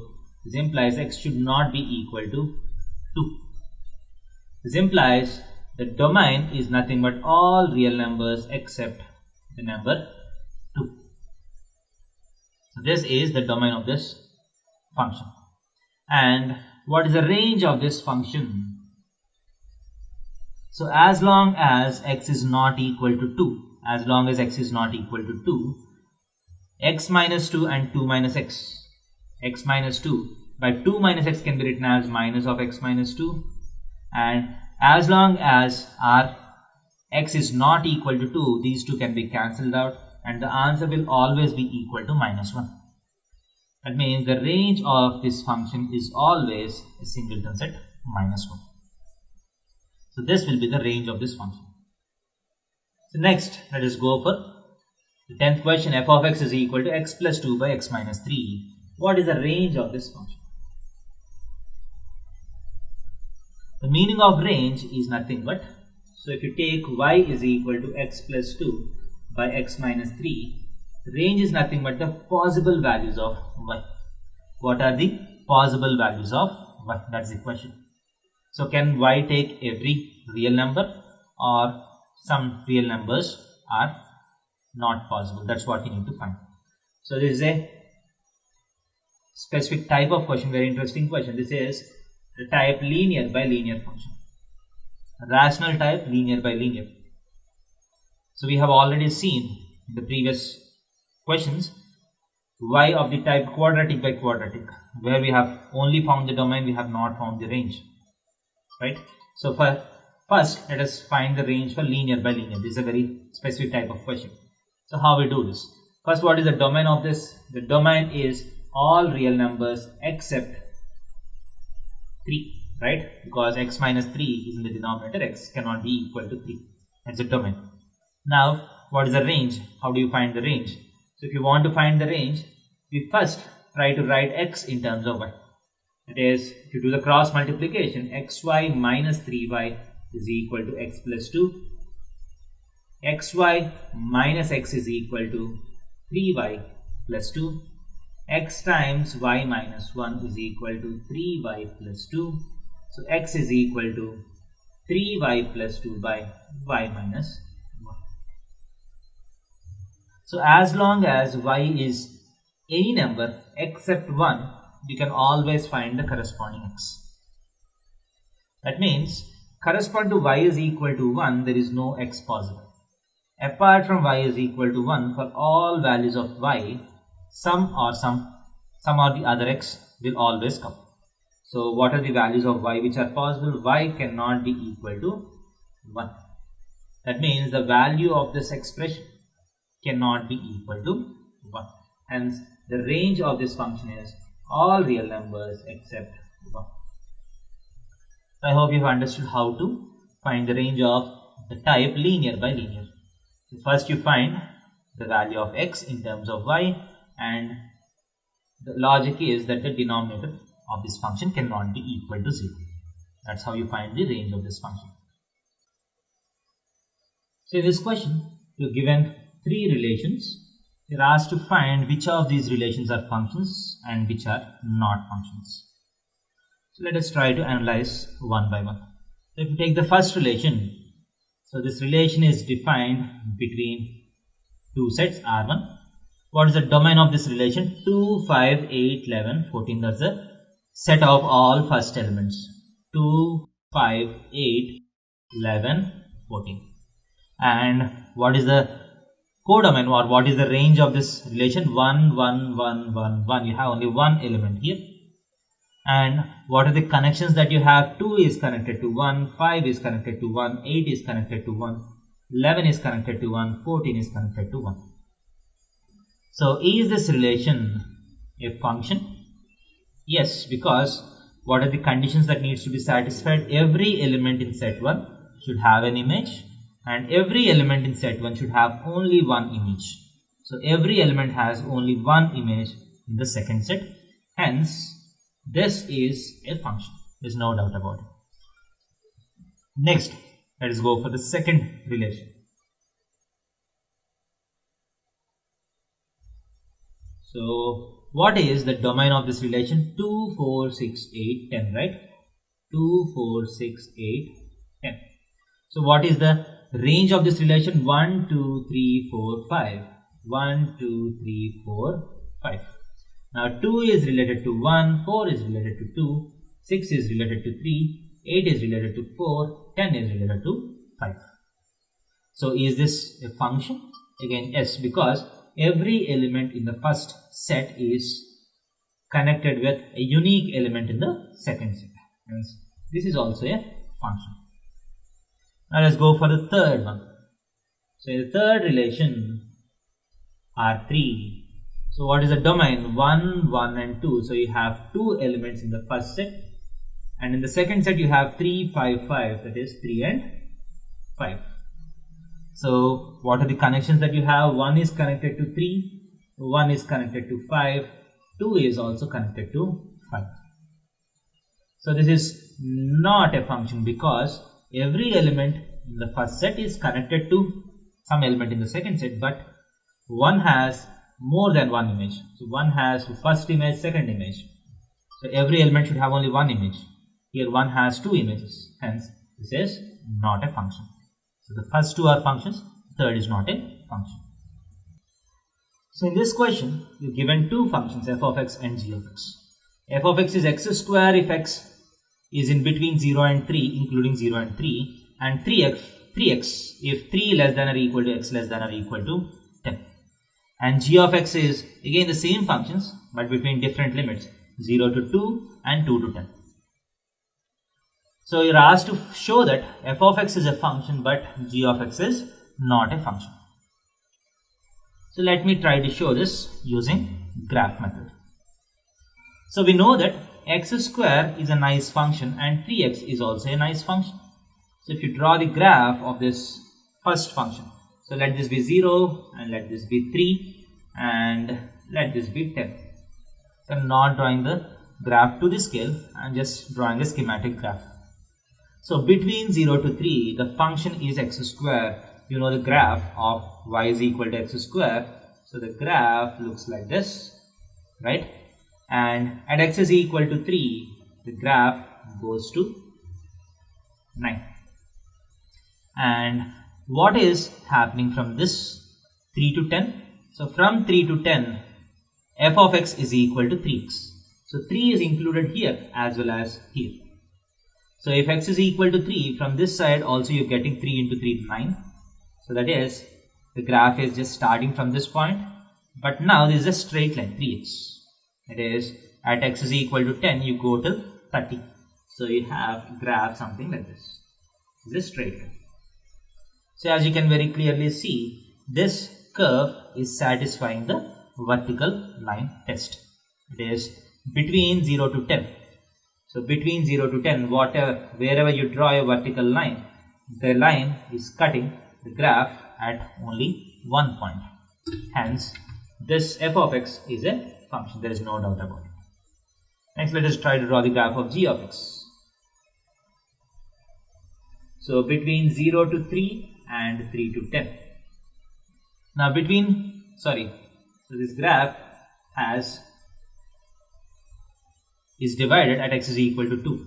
So between 0 and 2, y is equal to x square. That is, you have a parabolic curve. So at x is equal to 2, you are reaching 4 here. X square is reaching 4. But at x is equal to 2, it is also defined as 3x. That is, at x is equal to 2, it also has a value of 6. So it is also starting from 6 and you have a straight line graph, 3x is reaching 30. So this curve also seems to satisfy the vertical line test. That is, at any point if you draw the vertical line, it is cutting the graph at only one point, but there is a special point which is x is equal to 2.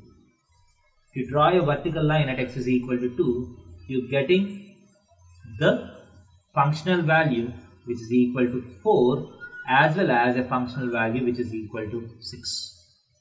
That is, the number 2 is related to 4 as well as 6. A single element has more than one image, hence this is not a function.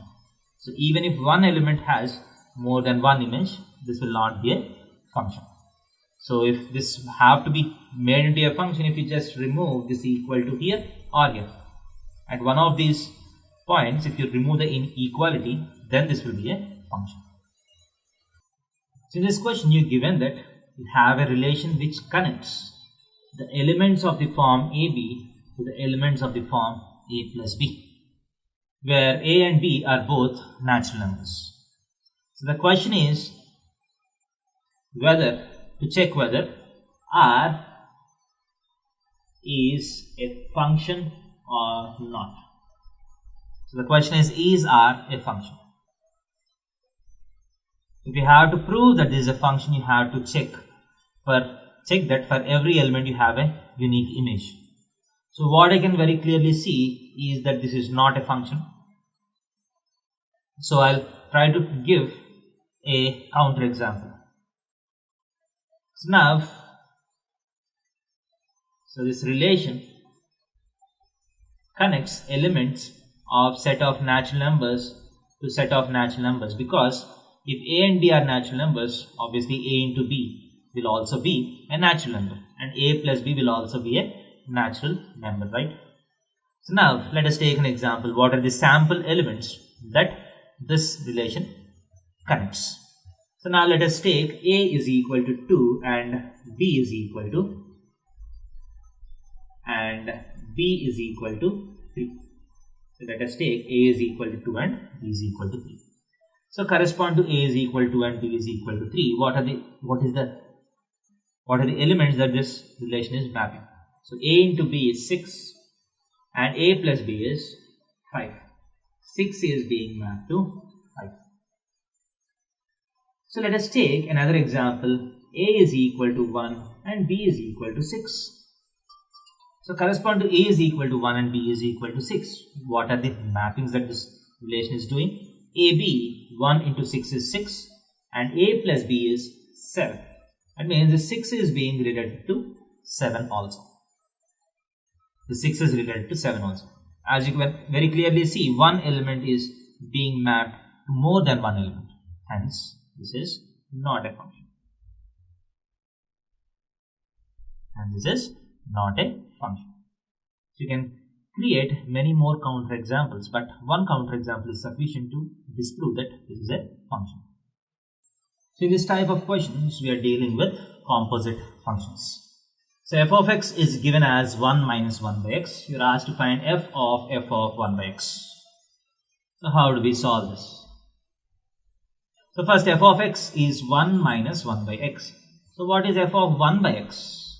You just need to put 1 by x in the place of x. That is 1 minus 1 by 1 by x.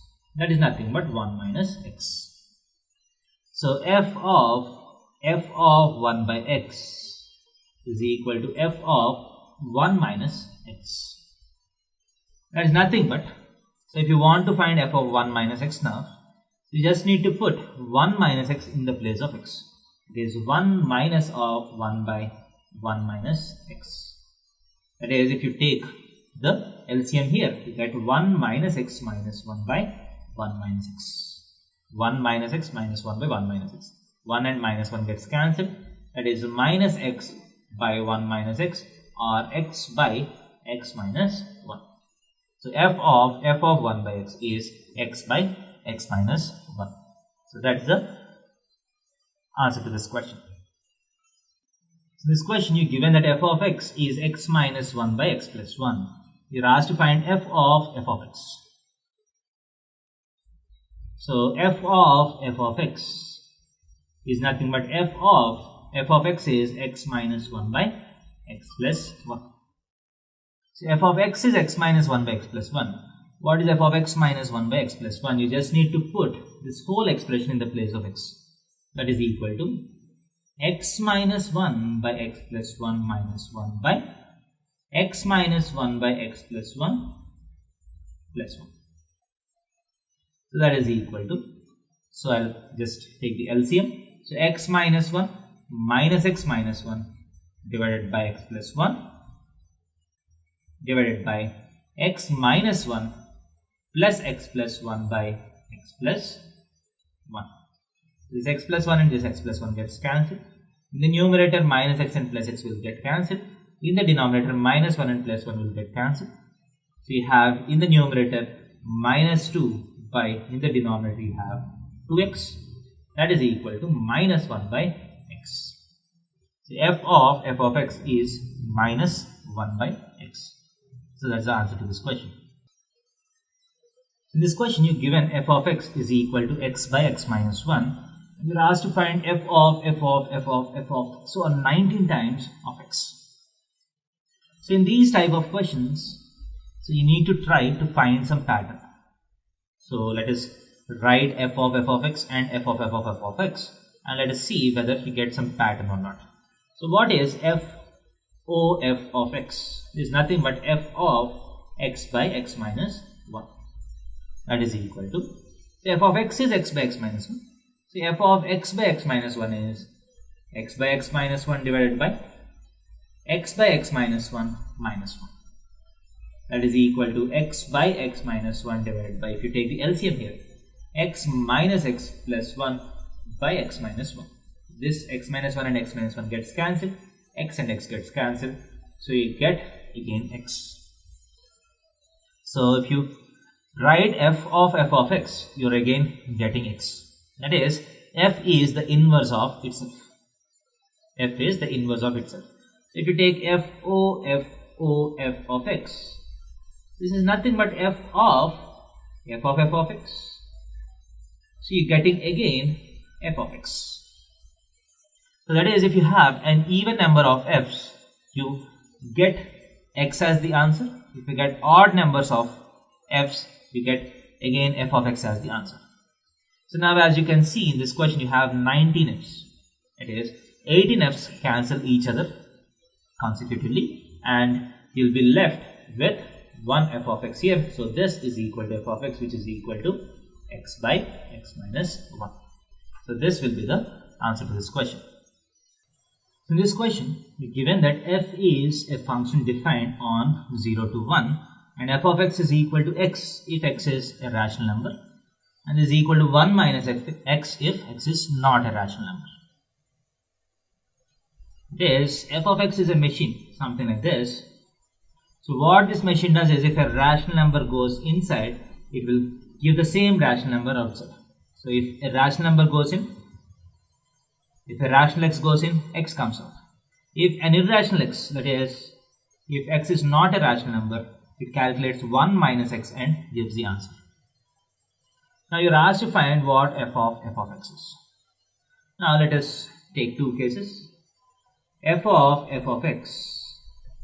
So as you can very clearly see in this function, if x is rational, x directly comes out, that is, a rational number comes out of this function.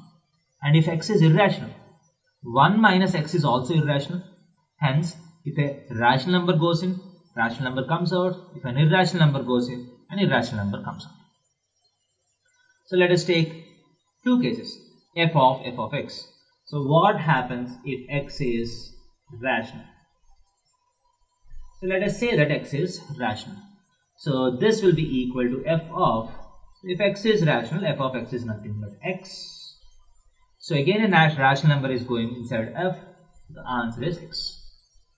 That is, if a rational number goes inside f of x, you get x as the answer, which is again rational, and this x goes inside f again, so you again get x as the answer. And if x is not a rational number, f of x will be equal to f of, if x is not a rational number, f of x is 1 minus x, and 1 minus x is again irrational. So what does f do? 1 minus x is again irrational. So what f does is 1 minus of 1 minus x. That is 1 minus 1 plus x. It again gives you x as the answer. So f of x is equal to x if x is rational or irrational. So the answer is x. That's the answer. So in this question, you're given that f of x is x cubed plus 1 if x is negative, x square plus 1 if x is positive. This is a piecewise defined function. So when x goes inside f, it checks whether it is greater than or equal to 0 or less than 0. If it is greater than or equal to 0, this is the operation which happens. If it is negative, this is the operation which happens. And g of x is also a piecewise defined function. It is x minus 1 whole power 1 by 3 if x is less than 1, x minus 1 whole power half if x is greater than or equal to 1. So this is the operation that g of x does. Now what is g of f of x? It is nothing but you have a composite machine where x goes inside f first, the output whatever comes out of f goes inside g, and g does its operation and the final output comes out. So if x goes inside f, what is the answer that you get out? That's the question. So first, x is going inside f. So what f does depends on whether x is positive or negative. So let us do it in cases. So first let us assume that x is greater than or equal to 0. So let us say that a positive number is going inside f. So what is f of x? f of x is nothing but x square plus 1. So if x is greater than or equal to 0, we can very clearly see that x square plus 1, which comes here, is greater than or equal to 1, right? Because if x is greater than or equal to 0, x square is also greater than or equal to 0. X square plus 1 is greater than or equal to 1. Now the number that is going inside G in this case is greater than or equal to 1. Hence, what is the operation that happens? This is the operation that happens. This is the operation that happens. That is, so what is g of f of x? Nothing but g of x square plus 1. And x square plus 1 is greater than or equal to 1. So what happens is, in the place of x, you get x square plus 1. So x square plus 1 minus 1 whole power half. So plus 1 minus 1 gets cancelled. So x square whole power half is mod x. And because x is positive, mod x can be written as x. That is, if x is greater than or equal to 0, if x goes inside these two machines, effectively x comes out of the machine. So g of f of x is equal to x if x is greater than or equal to 0. That's the first case. So the second case, let us take x is less than 0. So if x is negative, this x is going inside f first. So what does f do? F of x is equal to x cube plus 1. Now x is less than 0, hence x cube is less than 0. X cube plus 1 is less than 1. X cube plus 1 is less than 1 because x cube is negative. Now what is g of f of x? It is g of x cube plus 1. Now this x cube plus 1 is less than 1. It is the number which is going inside g is less than 1. So what does g do? G calculates this. It is, in the place of x, you put x cube plus 1. X cube plus 1 minus 1 whole power 1 by 3. So plus 1 and minus 1 gets cancelled. That is x cube whole power 1 by 3, which is equal to x again.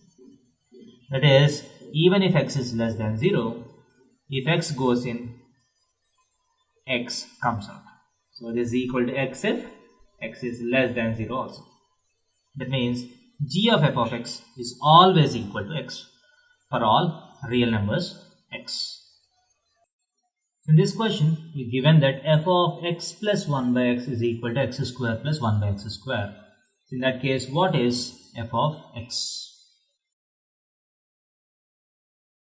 So f of x plus 1 by x is x square plus 1 by x square. So if x plus 1 by x goes inside f, you are getting x square plus 1 by x square.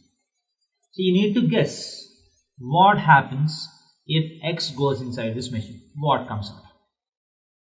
So one of the simplest way to do this is, so by substitution method, let x plus 1 by x is equal to t.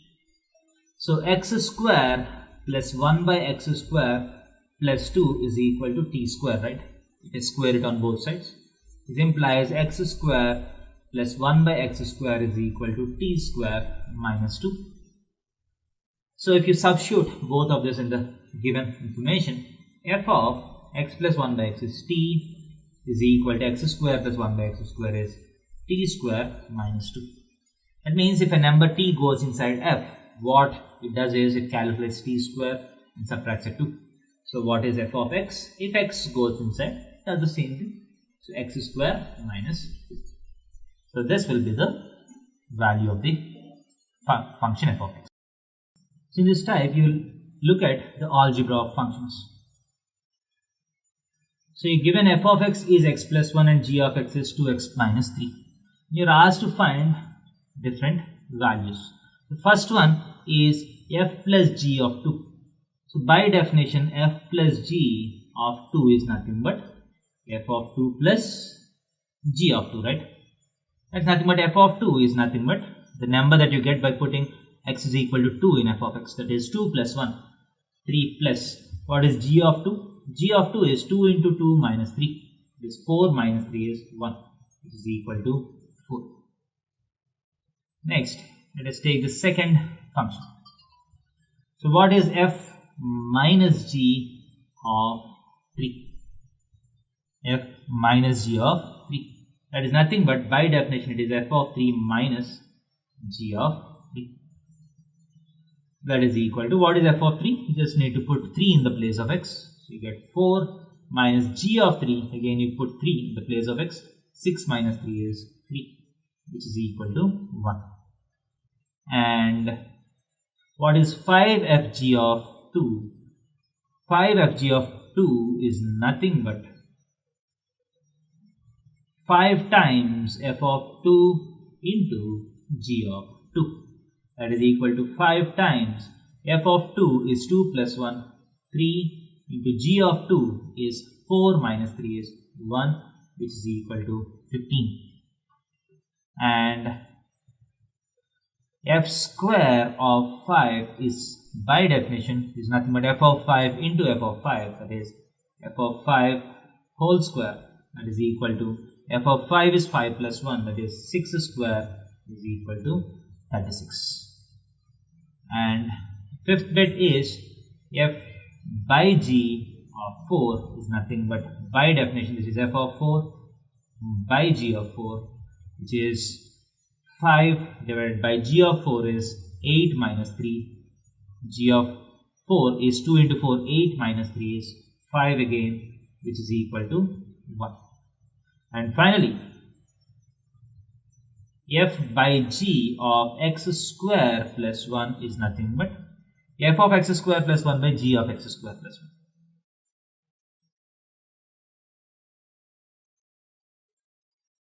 That is equal to f of x square plus 1, f of x is x plus 1, f of x square plus 1 is x square plus 1 divided by 2 times, in the place of x you put x square plus 1 minus 3.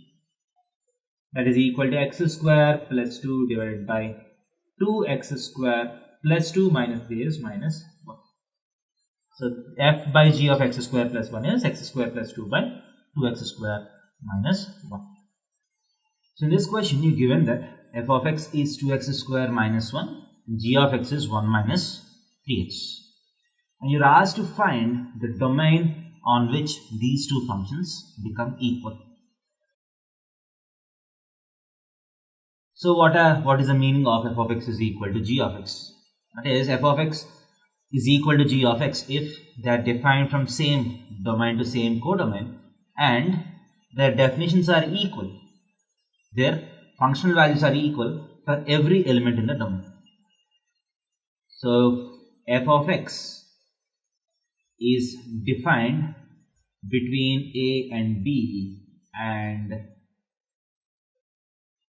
g of x is also defined between a and b. So f is equal to g if every element in a has the same image in b correspond to both the functions. But as you can see, the definitions of these two functions are different. But there might be some values of x for which these two give the same answer. So for f of x to be equal to g of x, so you have 2x square minus 1 is equal to 1 minus 3x. So this implies 2x square plus 3x minus 2 is equal to 0.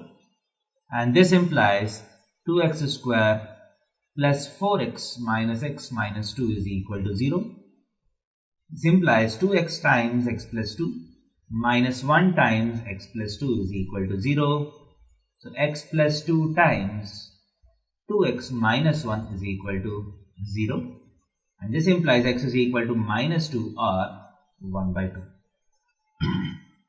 That is, when x is equal to minus 2 and x is equal to 1 by 2, the answer that this function gives, the image that this function f gives, will be exactly same as the images that g gives. So within this domain, that is, if f of x and g of x are defined from the set minus 2 comma 1 by 2 to the set of images, if x is equal to minus 2, 1 plus 6 is 7. If x is equal to half, 1 minus 3 by 2 is minus half. If f and g are defined from this domain to this codomain, from this domain to this codomain, then f and g will be equal functions. So answer will be the set containing -2 and half. So in this question, you're given that f is given by set containing 1, 1, 2, 3, 0, -1 and -1, -3, and you're given that f of x is equal to ax plus b. This is given to you, and for some integers a and b, you're asked to find what a and b is. So if f of x is equal to ax plus b, each ordered pair x and y has to satisfy the functional equation. So f of x is nothing but y is equal to ax plus b has to be satisfied by each and every point. So this implies if you substitute the first point, 1 has to be equal to a plus b, a into 1 plus b, a plus b, and 2, 3. So y is 3 is equal to 2a plus b, and so each and every point has to satisfy this. So -1 is equal to 0 plus b, and -3 is equal to -a minus 3, y is equal to -a plus b. So from this third equation, b has to be equal to -1, and if b is equal to -1, a has to be equal to 2. And as you can clearly see, if a is equal to 2 and b is equal to -1, this equation is also getting satisfied. This equation is also getting satisfied because -2 minus 1 is -3. So all the 4 equations are getting satisfied if a is equal to 2 and b is equal to -1. So those are the values of a and b which are required in this question.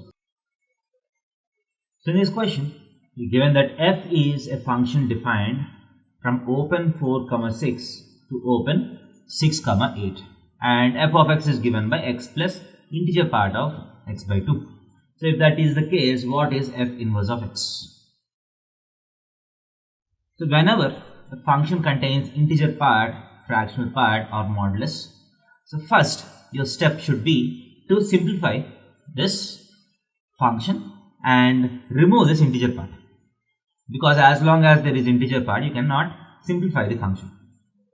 And we know what to do if you want to find the inverse. So if this function is y is equal to x plus integer part of x by 2, we know that if y is equal to f of x, x will be equal to f inverse of y, right? But as long as you have an integer part function, you cannot just get that x out of that. So first what we do is, based on the domain, I'll first try to see what this integer part of x by 2 is. So according to the question, x is in between 4 and 6, right? Because x is a point in the domain of the function. X is in between 4 and 6. So if that is so, what does x by 2 do? If x is in between 4 and 6, this x by 2 which is inside integer part lies between 2 and 3. This implies integer part of x by 2. If x by 2 lies in between 2 and 3, can I say that integer part of x by 2 will always be equal to 2 without exception? For every number between 2 and 3, integer part of x by 2 has to be equal to 2. So within this domain, I can as well write y is equal to x plus 2. There's no doubt about it. So I don't need to write integer part of x by 2, because for every point between 4 and 6, this number will always be equal to 2. So I can as well write the function as y is equal to x by 2. So if y is equal to x by 2, I can always write x is equal to y minus 2, and this is nothing but f inverse of y, and f inverse of y is y minus 2, so f inverse of x is x minus 2. So this will be the definition of the inverse function, and obviously this will be defined from 6, 8 to 4, 6. This will be defined from b to e. So in this question, you given that f of x is equal to x minus 1 by x plus 1, and you need to find f inverse of x. So in this question, you given that y is equal to x minus 1 by x plus 1. So to find f inverse of x, you just need to find what x is. So in this question, y is in terms of x. To find the inverse function, you need to find x in terms of y. So one of the easiest way that you can do it is by cross multiplication. xy plus y is equal to x minus 1. xy plus y is equal to x minus 1. And if you bring all the terms containing x to one side, this implies x times y minus 1, xy minus x is x times y minus 1 is equal to, this y goes on to that side, minus 1 minus y. And this implies x is equal to, so if you take a minus common, minus of 1 plus y by y minus 1.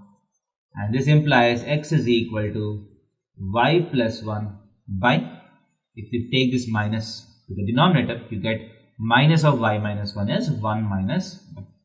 And this is equal to f inverse of y, right?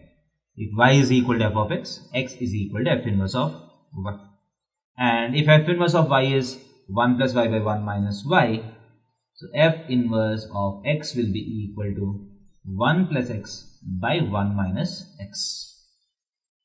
So this will be the required inverse function for this question. Similarly, in the next question, given f of x is 2 power x plus 2 power minus x, we need to find the inverse function. So here also we apply the same method. So y is equal to 2 power x plus 2 power minus x. So is there a way in which you can find the value of x from this in terms of y? So there is a standard model which is called a quadratic model. So where what we do is y is equal to 2 power x plus 1 by 2 power x. And let 2 power x be equal to t. So t plus 1 by t has to be equal to y. So t square plus 1 has to be equal to yt by cross multiplication and LCM. So t square minus yt plus 1 has to be equal to 0. This is a quadratic in t. So t is equal to minus b plus r minus root of b square minus 4ac by 2a. So t is equal to y plus r minus root of y square minus 4 by 2. This implies t is nothing but 2 power x. 2 power x is this. So x is equal to log to the base 2 of y plus r minus root of y square minus 4 by 2. And this is nothing but f inverse of y. So what is f inverse of x? Is nothing but log to the base 2 of x plus r minus root of x square minus 4 by 2. X plus r minus root of x square minus 4 by 2. So this is not a very right thing to do, but in 11th class this is where we stop.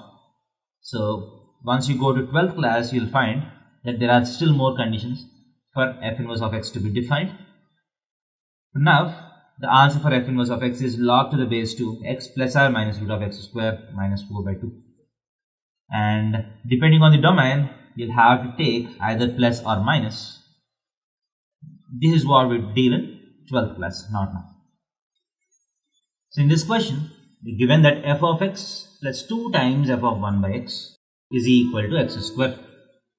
So in that case, you have to find what f of x is.